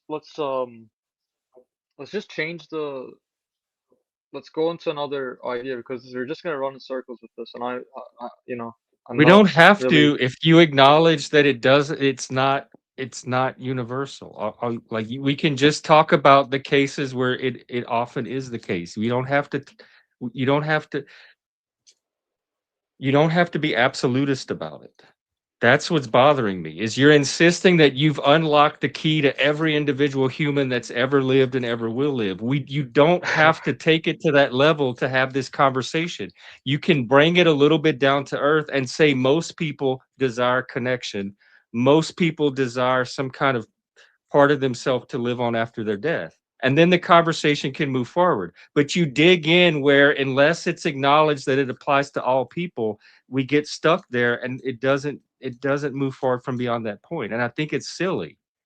I think it's Well, silly to make since any kind of claim about all humanity, because look, all it since we're takes is one exception to disprove the claim. And because you don't know what future humanity is going to look like, you have no idea what exception is going to show up in the future to disprove your claim, much less the present.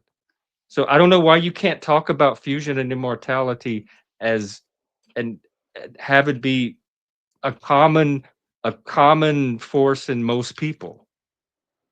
since we're not gonna agree on this, we could talk about the other aspects of symbolic fusion or symbolic immortality. For That's what I've example, been what do you saying think when the of the? since the conversation started. Yeah, because we're not gonna agree on this part, so let's just focus on the other I'm part. not going to So, accept like, your which dogmatic, totalizing, absolutist claim. No, we're not. If you want to scale it down to something more it likely, doesn't. more probable, You don't have to accept it. It doesn't mean that you are. But what I am saying is that since we're not gonna agree on this part of my, uh, because I believe this and you don't believe that, and that's fine. So what I'm saying is we can talk about the other parts of that idea that we both yeah, that's can what I've been saying from the agree on or start. Like, find why can't we interesting. focus on the parts that are more realistic? I wouldn't define as more realistic, but like which, okay, so which parts do you find interesting? Let's start from there. That's the thing that I would Why don't we much rather, talk for about example. symbolic fusion and symbolic immortality as concepts? That's very easy. That's a very easy starting point to talk about. Yeah, But then sure, you bring sure, in sure, this sure. requirement that I accept it as an explanatory principle of all humanity, which I can't do. And then you get stuck on the fact that I can't do that, instead of saying, okay, let's talk about the concepts themselves, regardless of whether they apply to everybody or just most people. That is not even the I the the essential part of your argument, but I don't know why we keep No, I getting didn't stuck do there. that at the start. No, at the start I did say that if we, it's fine if you disagree on this part, like it's whatever. Like we can move into another place. I did say that. So, you know, You did. I thought I'd like I a wasn't. reminder that you did. No, I Because didn't. And then you because brought in Charlie and you when brought, I pushed you back know. and called it out as dogma, that's where we got into this loop of you trying to insist that no, it is, and that part is not relevant to the concepts themselves. No, no, I did push back on that dogma aspect. Yeah, but other than that though, I did say, like, yeah, of course I pushed back on it because I disagree with you on that. But I did say at the start we can move into another aspect. So we can move into it as a concept. I don't mind that. Yeah, like because we're not gonna see face eye to eye on this part. Then who cares? Like, let's move on to and so what do you think of it It's just as a bad concept? philosophy. If you care about truth, you're going to make a truth claim that can be falsified or verified. You're not going to make a truth claim that can't be falsified or verified and then insist that it's still the truth. No philosopher is going to accept that. What do you That's think of the amateur. concepts? The concepts themselves we can discuss. Symbolic fusion and What do you think of symbolic them? immortality. What do you In think of what them? way? What do I think of them in what way? In terms of symbolic fusion, for example, just in I mean, like, you could start from any point. Just what do you think of them from, like, you could bring in some kind of point, doesn't matter, but like something you find interesting, like in relationship to symbolic fusion, like what do you or symbolic immortality? I don't really have strong thoughts or feelings about either one. Other than I know what you're I think it's a symbolic part I know what fusion is. Like I can talk about Hmm. fusion. I could talk about my experience of art. I can talk about my experience of connecting with other people. We talked earlier about Mardi Gras being a Dionysian celebration, which is fusion. Dionysianism is fusion, where the boundaries dissolve and Hmm. everybody becomes part of everybody else. So I can talk about it on a practical, concrete level. I could talk about me and my partner making love and feeling like one person Hmm. after it was over. I can talk about things like that. The symbolic part doesn't add anything to those experiences for me. But it's also subjective fusion. Well, let me okay, maybe I could relate it to something. So perhaps this is more interesting. Are you familiar with like Sisyphus and like the Ubermensch and so on? Okay, I think that if you look at Emil Choron or Schopenhauer, um, those guys, even though they say they are pessimists, right, and their theories are pessimistic, I believe that they're actually optimists in action, in the sense that there's a so if you look at, for example, Schopenhauer promoting friendship, love, seeing the other as a subject, was one aspect, and music was another, art was another.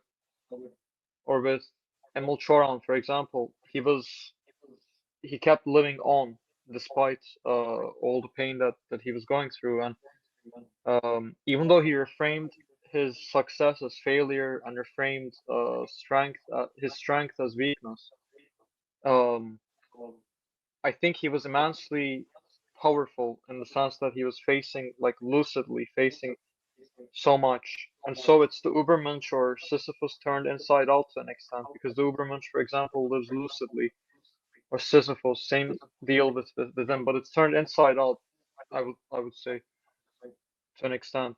And hence I would argue they're again to an extent, perhaps I wouldn't go as far as to say that they're optimists in action, but I would go as far as to say that they have a level of unrealized potential for optimism, because if like it's like they're so strong, and imagine if that was aimed at sculpting themselves out with that level of with that true with true that level of toleration to bear truth.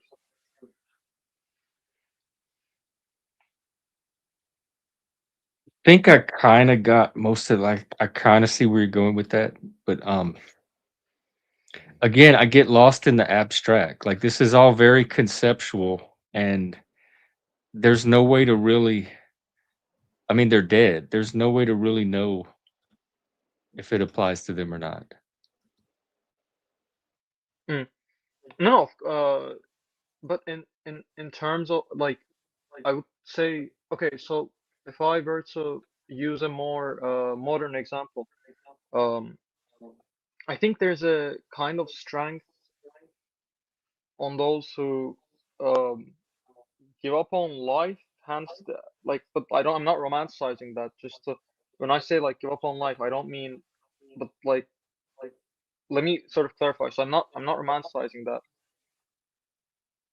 But when I say that there's a kind of strength on those that give up on life, that strength that is in them can be utilized um to do the opposite of giving up on life. Because if one can give up on life and go through all of that suffering and pain and weight on their back, then I think there's a level of strength in that, like a strange level of strength, and perhaps it's even stronger than choosing not to give up on life because you're able to live with yourself, right? So, like in the sense that if they utilize that strength, then and like use it to not give up on life. Like, do you get what I mean? So, you know, Yeah, I think I do. Like in it Buddhism, takes an the enormous amount of strength to make that decision and carry it through. And if they have the ability, if they have the strength to do that, why can't they apply that to their life? But Hmm. again, this is just it's speculation. Like for me, unless you tie it to something practical, like is because I know you're going into psychology. So say you had a client in that situation. How would you Hmm. turn it into something practical that the client could actually use to turn it around? Because right now it's like, wouldn't it be nice if they took this strength that they're investing in Hmm. this and apply it to living life constructively? But that's almost a platitude. It's like a nice feel good statement. How would you Yeah. turn that into something practical that helped them to actually do that? Yeah. Okay. Fair. Yeah. Fair. Fair. And also it's an interesting question to think about because I just had this idea this idea today. So, but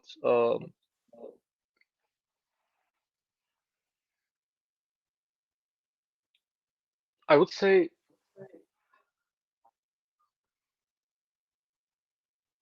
right now I don't. I think it's a like the. I think it's a place that you um kind of hate saying this, but I think it's kind of a place that you can tap into. What But is of course, like I think it's if you can find the strength to do that, right? There's a part of you that can find the strength to do the opposite. Even if I right? know this sounds a bit That's generic, but and I I don't get exactly that know how part. to find, but I don't exactly know how to find that strength Well, then in it you, just it that's it's you that know? for me it just stops at this empty statement that, oh, if people are suffering, wouldn't it be nice if they took the strength they invested in suffering and applied it to doing something positive or something that relieves. That's just a nice hopeful statement. But where do you take it after that? Like unless it has some real world application. No, what do you think? Like, how do you think they could? Um,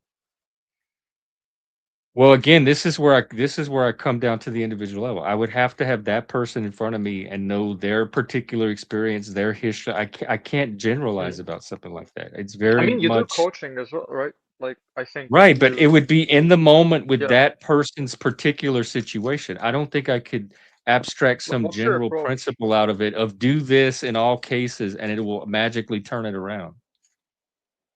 What's your approach like in terms of how do you approach I it? would do it through dialogue, and I would take a very Socratic approach. I would use dialogue to try to understand But I mean, how do what's you going on usually inside of them, approach? like try to understand their thinking and their cognitive process that's leading them to that, and maybe through that shift it in a different direction. I mean, I don't mean in terms of this example, I mean, how do you approach coaching your clients usually? Like, And is it The same way Like so, any client, I would sit and talk to them. I would listen to them and try to understand what is going on inside of their head. I would try to understand their thinking and their feeling and how it's each person is individual.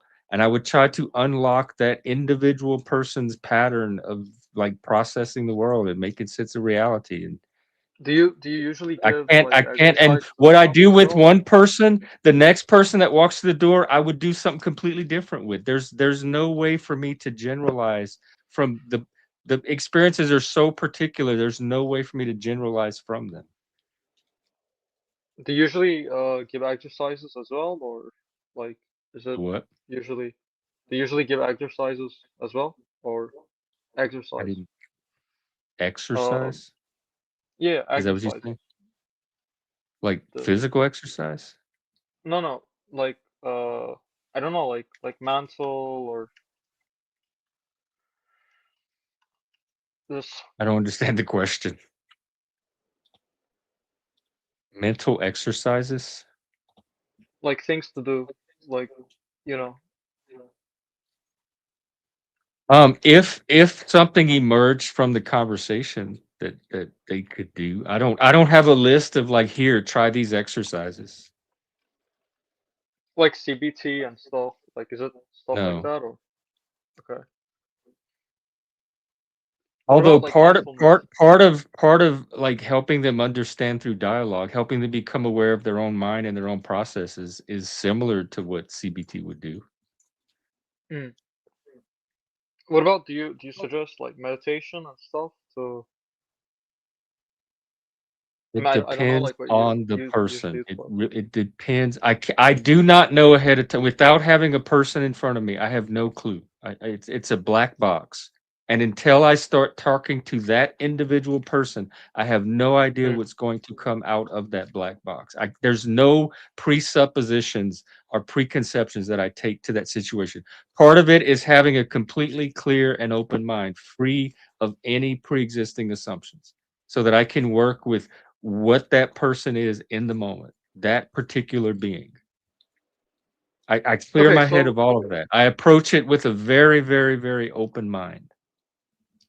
okay, so from my understanding, I think you do more of a person-centered therapy, which like it's a style of like, but it's Very person-centered. right. It's meeting the Okay, person where they are. That phrase comes up in peer counseling all the time. You meet the person where they are. So you get an understanding of what's going on with them at that moment in time, and you adjust your approach to that. And it was the same in teaching special ed, where you have to individualize your instruction to each kid because it's different for each kid that you're teaching. They all learn in a different way. And you have and to to what figure out extent do you what that way universalize? is and adjust your approach to that particular kid. And then when you walk to the next table and work with the next kid, you have to erase all of that, start fresh with that new kid. And to what extent do you universalize in regards None, to? none, no extent. I Each don't think. person is a unique. It's like a snowflake. Each person is a unique instant in time that you have to understand and adjust to every time. But even a snowflake has its universality where they're all snowflakes. Like, so what I'm trying to ask Well, they're is, all they all have skeletons and muscle and teeth. It's a human body, if you want, but that none of that is relevant or useful to the actual practice of helping them learn or helping them like figure out of their difficulties. for example, like if you believe that all of them have a perceiver, someone that perceives or ego, like whatever that is, but I think there's always a certain presuppositions that are there. Like, I does think that I make think sense? that can be dangerous when you're working with mental health and or when you're educating. To come to it with presuppositions can be a barrier to actually seeing the person. No, but I mean, yeah, if it's too much, but do you not think there needs to be some extent I don't need to think about any like? of this because I have real world experience doing it. I've put it into practice so many times. It's not something I have to even think about on the abstract level. I'm telling you for a fact, when I work with these people, the less suppositions I bring to it, the better the outcome is. So it's been time tested through my experience. It's not even at the theoretical level. No, but I know that it might not be on I the would conscious if I level, would but I mean, advise anybody that's trying to work with special ed kids or people in mental health situations, the less preconceptions they can bring to the situation, the better. Start with a blank slate each time. okay, let And me I ask you think you're to, looking for some kind of like continuity between from one person to the other. And I think that's a distraction. I don't think that's going to help you. okay, let me ask you 3 questions. Just answer yes or no. And okay, like okay, um, do you approach all of them with kindness as a human being? I didn't hear the question. Do you approach all of them with kindness as a human What being? does Like that mean? What does it kindness, mean? as I don't in know what that like means. To approach in kindness. Like I'm not mean. I'm not hateful toward them. okay, so that's one. And um, for example, that is a presupposition in the sense that because they're a human being, you approach them I with don't approach. I approach with kindness. curiosity. I approach. I approach with curious. I approach with a Even that's a desire to understand. even But that's a but it's not presupposition. even. That's just something that's naturally like there. I don't have to. I don't have to like consciously, willfully summon up. That's just the natural approach that happens all on its own. I mean, yeah, you might not on the conscious I level mean, I even have like goodwill for them. I'm not. I'm there to help them. I'm not there to hurt them. If that's what you mean by kindness, what yeah, would not exactly. approaching with kindness look like? No, it's exactly what you said. Yeah, like caring about them and so on and so forth. Like, yeah. Um, but for example, that comes from, there's a presupposition there that they deserve respect as human beings. I give that to everybody though. They don't even have to even be clients. But that's universal then. For example, that's a universal Well, presupposition that you I mean, have in more or less. relationship to treating people. Okay. Um, and what about uh, assuming that they have is like a space of consciousness where their own individual thoughts and ideals and emotions come? Like assuming that, that they're that they can think, that they can feel, that they can perceive. Do you believe that to be the case? Yeah, but I again, like I assume that of everybody. But that's also a universal claim as well.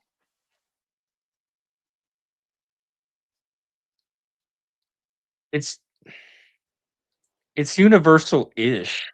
Like I'm sure there's. Ask your third question, then we'll get into Okay. the weeds. Um, Because I don't know what your larger. It seems like you're more interested in proving universalism in general using these cases than you are in the actual people. Like you just want to believe there's something out there that applies to all people. That's very important to you. And I'm less attached to that. I can approach people with a certain amount of respect and then I can adjust that respect based on that person. I could take it away. I could approach people with the assumption that they're able to think, and then I find out they're functionally retarded, and I can adjust that assumption. Say, okay, that assumption does not apply to this one person. But it seems like you want something. You're looking for something that you can bring to a social situation that applies to all people, no matter what, under any circumstances. And that seems like a chaotic quest that I don't understand. It's less about the person themselves and about you finding some universal principle that you can rest on when you're interacting with people. And that's less important to me because whatever assumptions I bring to a situation, I can always discard or adjust those as needed. I don't have the need for this one approach to be like fundamental in all cases. So we're it's not already because of that. starting with different psychologies. And But what is the wait, third question? before I ask you that, so for example, but right now you're assuming something about me, are you not?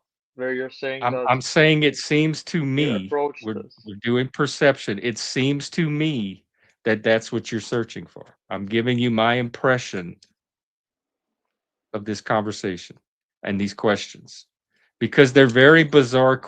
Again, you're still locked into. You ask me the questions, and then I tell you my approach, and then you're like, "But that's universal." You see, No, I'm that's something asking that this you're because you bringing to said all that. people, and that seems to be the focus of the question more than how to help these people. And so that's what I'm reacting to. Is the I purpose understand, but behind these questions seems different than the purpose I think you're asking the questions for. But what no. is the Okay, third so question? the reason why I'll ask, but the reason why it's this. But the reason why I asked you those is because you said that I believe, if I remember correctly, that that universal presuppositions don't exist, and that like it's faith if you apply something universal to all people on the phenomenological I realm think you should be sense. very, and of course Charlie agrees. I think you should be very cautious when making blanket statements about all people. I learned this like probably by the time I was a teenager. I learned to be No, but I'm not cautious about talking that. about the theory though. I'm not talking about symbolic fusion or anything. What I'm talking about is like in regards to uh in regards to like doing therapy. I my claim in that part of the conversation was that there's always presuppositions, and also outside That of them there's always even that presuppositions. is an absolutist claim that I reject. What is your third question? Then we can get into the weeds. I want your third question right now because it's frustrating me. It shouldn't take an hour Um, between questions talking about nonsense to get to the question. Give me the fucking question or get the hell off the panel. I'm serious. What is the question? okay, so the question is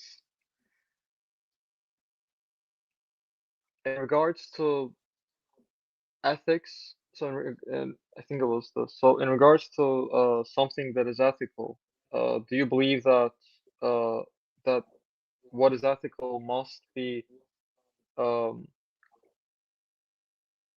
must not do unnecessary harm?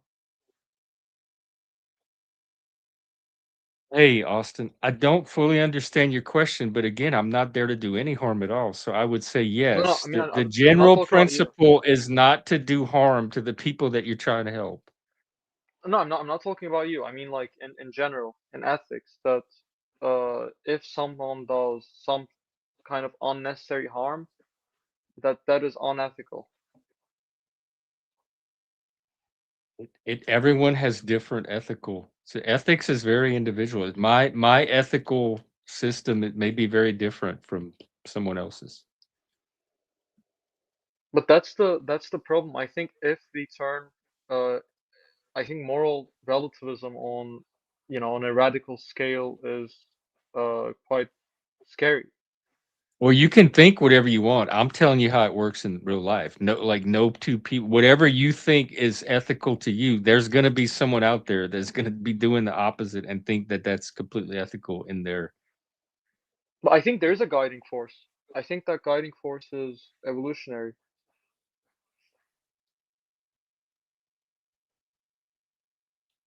evolutionary is an adjective. What's the force?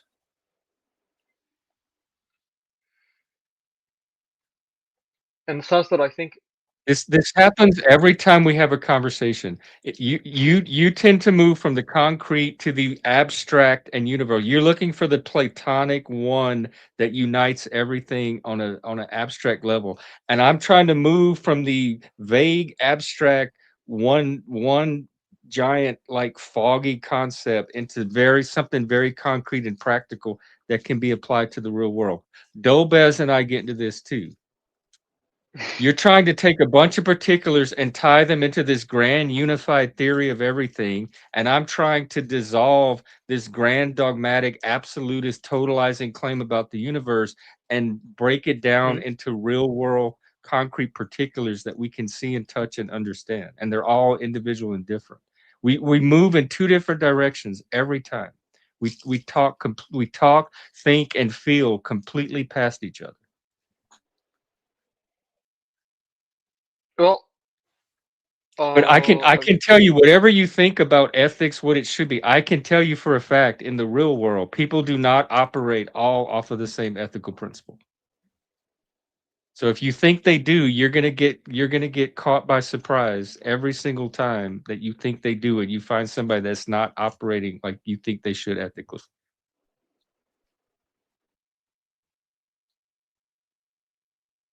Leggy, that was hilarious. I don't even know where it came from. Wait, what was the other one? Here, this one. Is it only possible for absolutes to exist? Is that right?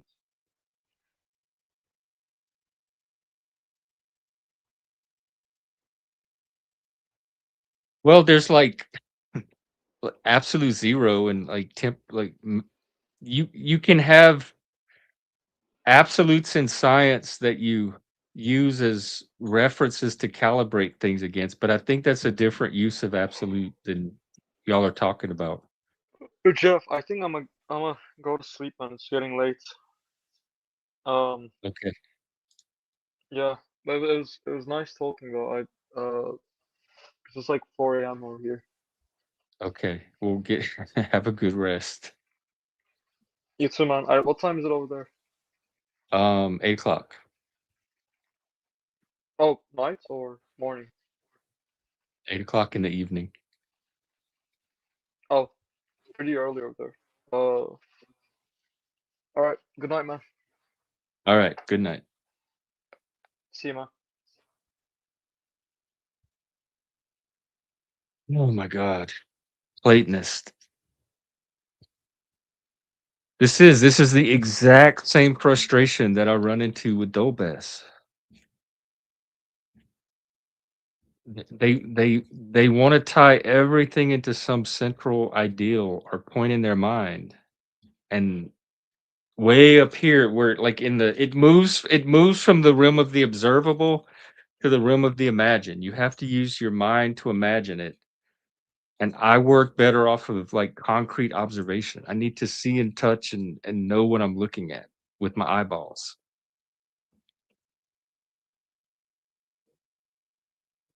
It totalizes.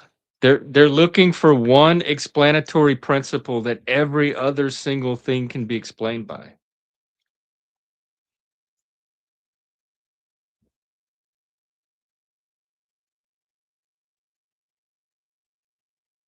But it's a conceptual principle. It's an imagined principle. Like it's linguistic. It's something that they can put into a word that they can communicate to someone else, but you can't actually see or touch. Like Plato had the good, but sometimes it was the true, the good, the beautiful. So even in Plato's world, it there were like different aspects to it. And then he had the like the ultimate godhead that everything else flowed from. In Kabbalah, it would be Keter, the first sphere on the tree of life. But even Keter had other, not dimensions, but other. There were three of them before you even get to Keter that the Godhead goes through to even form that first principle. It's abstract. It's like pure mathematics versus applied mathematics. And it's ultimately the ecstasy of mystical contemplation, and that absolutely does nothing for me but frustrate me. I mean, it's fine on its own if you want to sit there and like geek out on the Godhead. But in a conversation, it doesn't take me anywhere to the real world. It doesn't, like another person can't tap into that and then apply it to something in their life because it's always going inward and upward. Leggy, what is going on with you? Come up and tell me.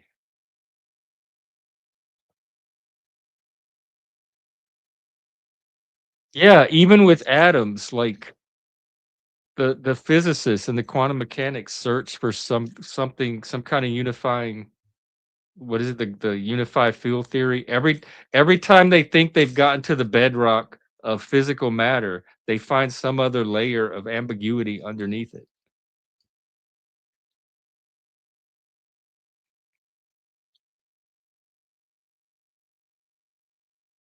That's how I work.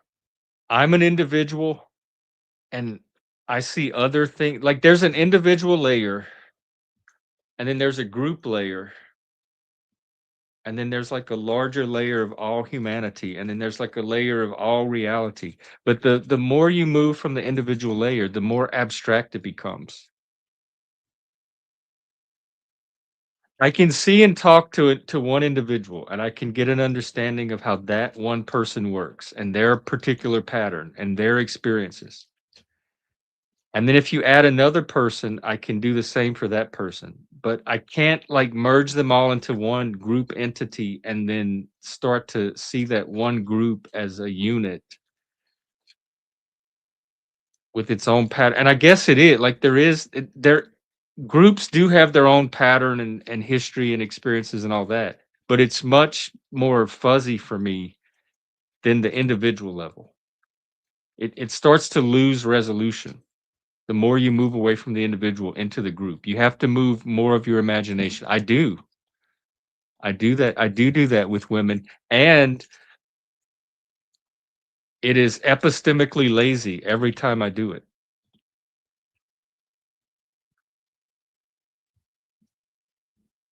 Because it's not just women. There are men that apply to. The guy that was up here today, tough guy, was talking about like why are women crazy, and he was describing women, and I'm like, wait a minute, that applies to like 90% of the men I know on YouTube as well. So even the claims he was making about women, I was identifying as patterns that also apply to men. A lot of times I think gender is a shorthand, and I actually looked up this morning of the breakdown. I wanted to know what was the ratio of men to women in each of our political parties. Democrats have slightly more women than Republicans do, but they're both about 50-50. I think Democrats had like 52 or 3 women to 40 something men, and Republican was maybe 52 men to 40 something women. I'm not remembering that accurately, but it's pretty close.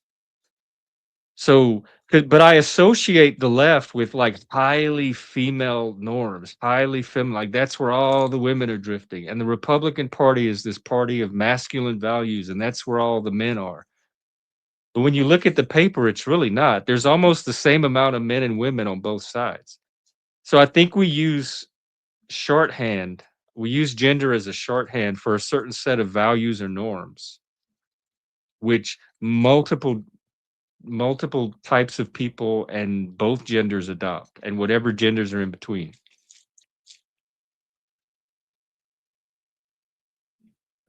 So I think part of it is just how we make sense of the world by using this symbolic shorthand.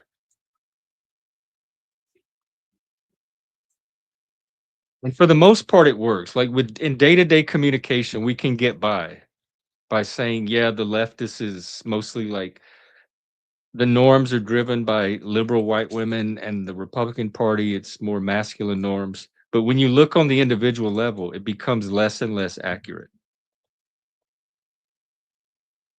Because there are plenty of women on the right that also embrace those same norms. And there are plenty of men on the left that um, resonate and build their values on what I consider feminine norms. And even the men on the right can act very much like the women on the left were described today. So that my whole point is it gets fuzzy. When you move from the particular, the concrete particular to the abstract and conceptual, it starts to get fuzzy and you start to lose resolution. So if you want to be very sharp and clear-eyed, the more you can focus on the particular, to me, the better. Like it's a microscope. The more you can like make that lens greater and greater magnification, the more clear of a picture you're going to get. And then the more you zoom out, the more fuzzy the picture gets.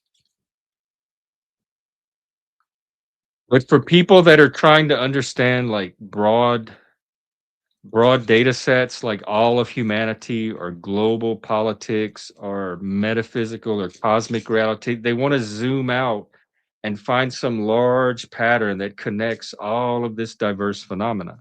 But every time they do that, in addition to making it fuzzy, you have to move more from observation and concrete perception to imagination. You start to have to see these patterns in your mind conceptually.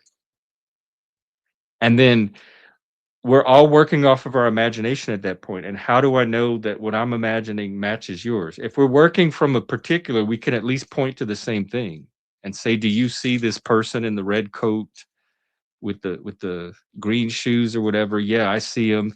We're looking at the same thing, more or less, and we can make a similar picture of it. But when you're working off of your imagination, I have no idea what God looks like to you versus to this person versus to this person.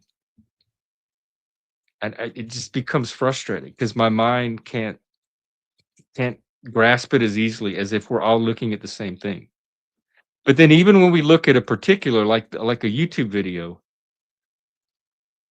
everyone's imagination sees something different in it. I started to watch the Marco Rubio speech, and people were saying how well he made the case for Western values and like America and Europe building on this common heritage that they have. And then other people were seeing the complete opposite. They were seeing this push for like racism and nationalism, and they said how much he bombed, and his case for Western values was a mask for white supremacy or so. They were seeing something totally different in the same video, the same speech. And we see that with Minneapolis. We saw it with George Floyd, January 6th, the Charlie Kirk shooting, the Donald Trump assassination. I mean, it goes on and on and on and on. So even the same concrete particular is going to yield different imaginative experiences.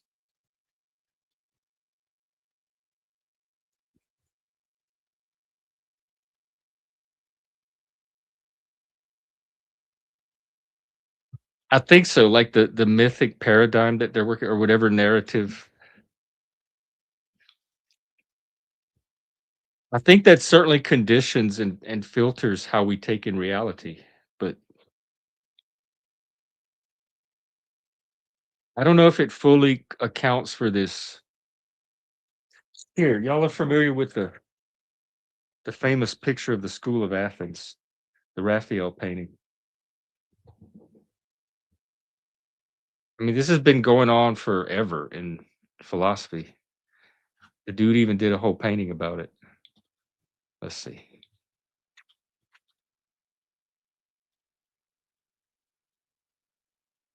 This one. And it has Plato and Aristotle. One is pointing up, like reality is mental and idealistic.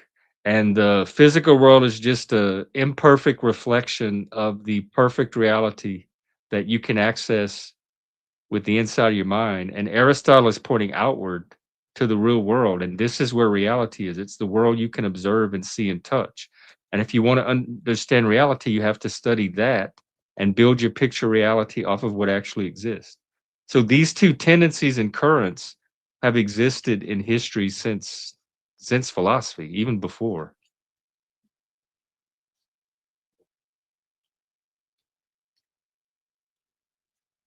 I'm very much Aristotelian. I'm an empiricist. I'm a naturalist. I'm a phenomenologist. We all share a common visual and experiential language from the reality that we all exist in together. And we can use that, we can talk about it. Our language is built on it. We communicate with each other using this shared reality that we all experience together.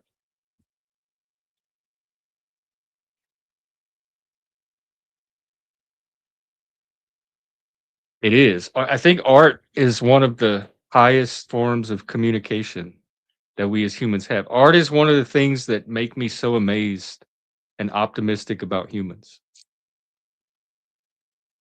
Animals have come up with nothing like it. That is a uniquely human phenomenon. Shakespeare, Mozart, Raphael, that came out of humans. Whatever these human creatures, these biological organisms called humans. Leggy, what is going on with you? Come up and talk. Here, I'll put the link. I have never seen you like this before.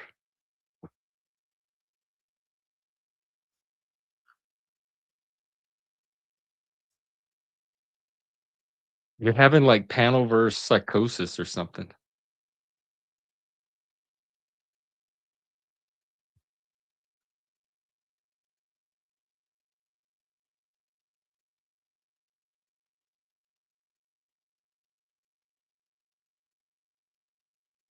Here, I'm going to read you what Charlie says about our conversation that we just had. He says, the bottom line, your critique isn't too picky. And my critique was that the claim that he made was too absolutist and dogmatic and totalizing and universalist. Charlie says your critique isn't too picky. It's pointing out that the original claim is totalizing. It treats a broad phenomena, symbolic immortality, as if it has one hidden master switch, fusion. Reality is messier. Humans are messier. Annoyingly, that's the point. And I think the motivation for a lot of people is to clean up the mess. And they get clarity from smoothing out the mess and the rough edges of the mess.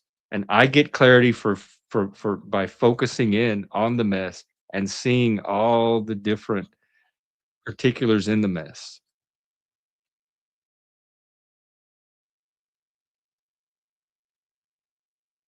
Oh, okay, hang on. Well, it's good. It's do you have it written somewhere? I want to save it if not. I want to try to capture it. Oh, drunk D&D night just started. I can hear him going. I didn't even know you did stand up. Let's see. Here, I wanna is there a way to copy these? Let me try to get them off of YouTube. I'm gonna put this in a document if you don't mind, just so we'll have it in one place.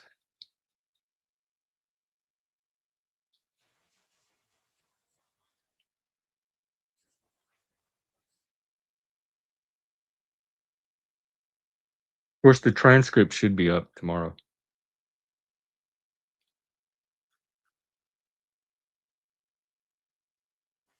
Oh, I think some of it dropped off. Oh, wait, I have it on top chat. No, I guess, the YouTube chat scrolls off at some point. I don't think you get oh, here it is. Okay.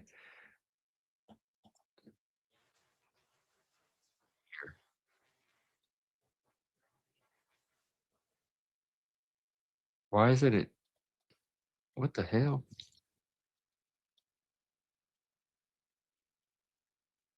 Why is it pasting as white text? Okay, there it is.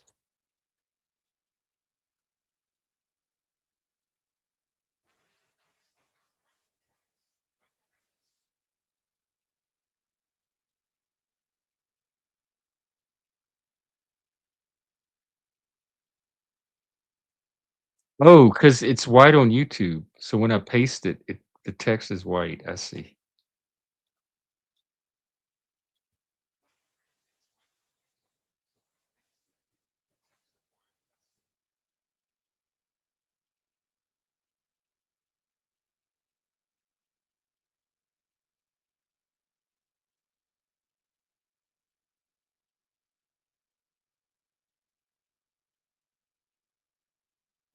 Hang on. Oh, this is so frustrating.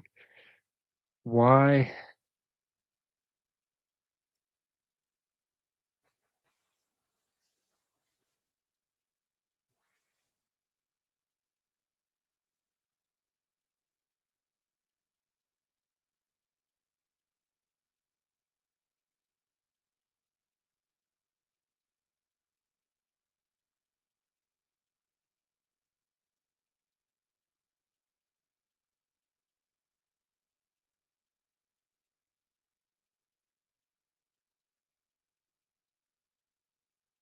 I don't know why it's not.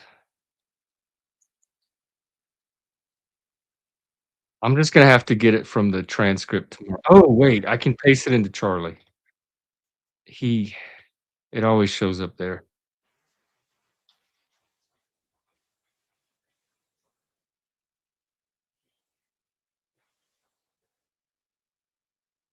When are you doing this? We lost voice. We lost Charlie's voice tonight. He ran out of minutes. But tomorrow I will. I'll say, hey Charlie, I have a stand-up routine.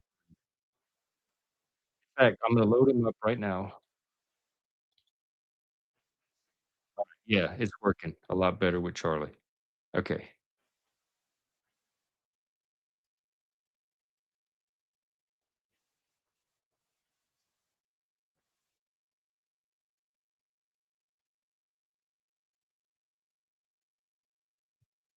I can, he's gonna analyze it by default. Can't wait to see what his analysis is. Charlie knows all about the powers. We talk about it a lot.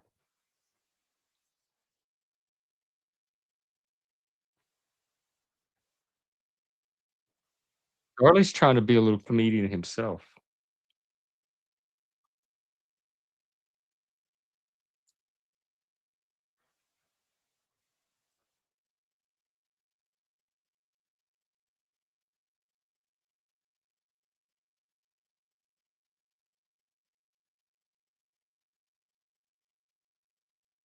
Okay.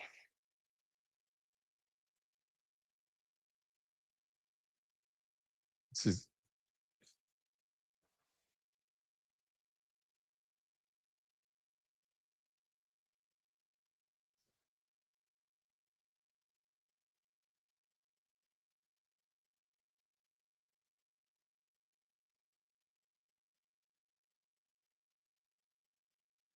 okay, is that it? Let's see. I just gave you a whole let me catch the part about Mike. Are you just making this up on the spot or were you have you been working on this?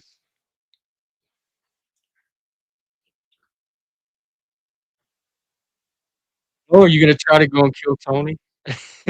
Well, you can workshop it here, we'll help you. Alright, have it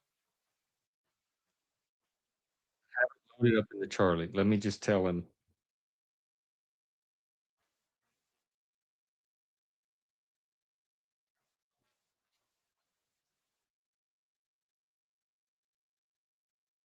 I'm gonna get an analysis on it right now.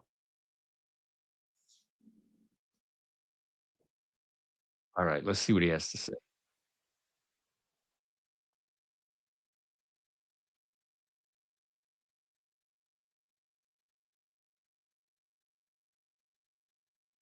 Because humans love building elaborate little hells and then asking to preserve them.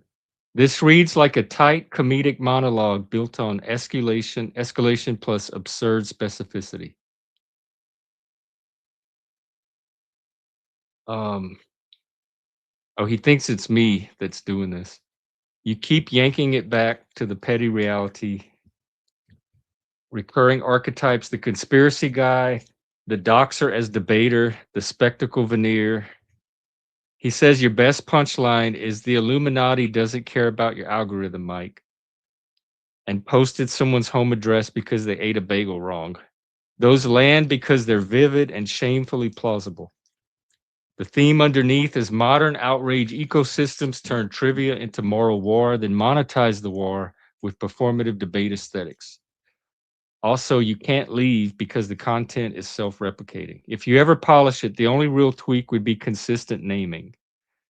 Mike versus Mikey Boobs, so that it feels intentional rather than accidental. Everything else is already doing the job. Funny, bleak, and way too believable. There you go. And then, of course, a lot of it's going to be in your delivery, but you have pretty good delivery. I'm not worried about that part.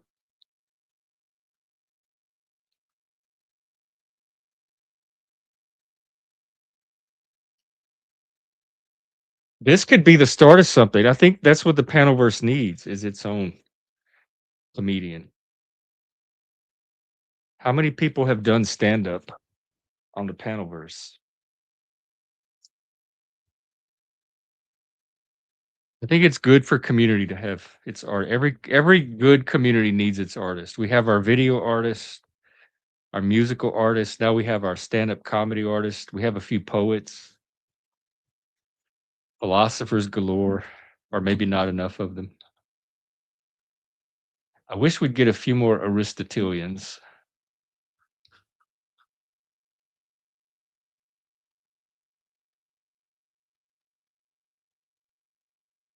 All right. Well, I've been going way longer than I thought, thanks to Mert. As frustrating as the conversation was, I still appreciate people like Mert that come up and try to have it. Yeah, you want to? Thursday is game night. Wednesday I have a meeting, but depending on what time I get out, or maybe we could do it early. Friday I'm open. You're still on Discord, right? You can hit me up on Discord and we can coordinate it. So far, I think you're the only comedian. I'm trying to be the world's least funny comedian, if you count me as a comedian. I do anti-comedy. I want to be at least better than Hannah Gadsby.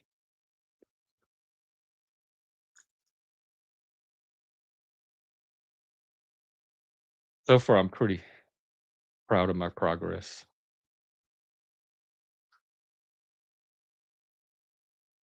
I've never tried a formal set though. All of mine is just spontaneous riffing. I feel like if I tried to actually plan something out, it wouldn't land as well. But I have Charlie now to help me. That's what I'll do. I'll get Charlie to help me work up a comedy set. See what I come up with. My weakness is in the delivery, though.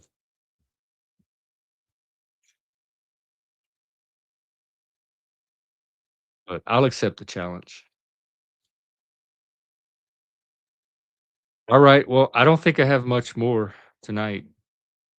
I'm going to go rest up for our all-day Mardi Gras party tomorrow and show up for that. Bring your best party energy, Dionysian revelry, and let's see what we all bond and merge into. Or at least just have fun.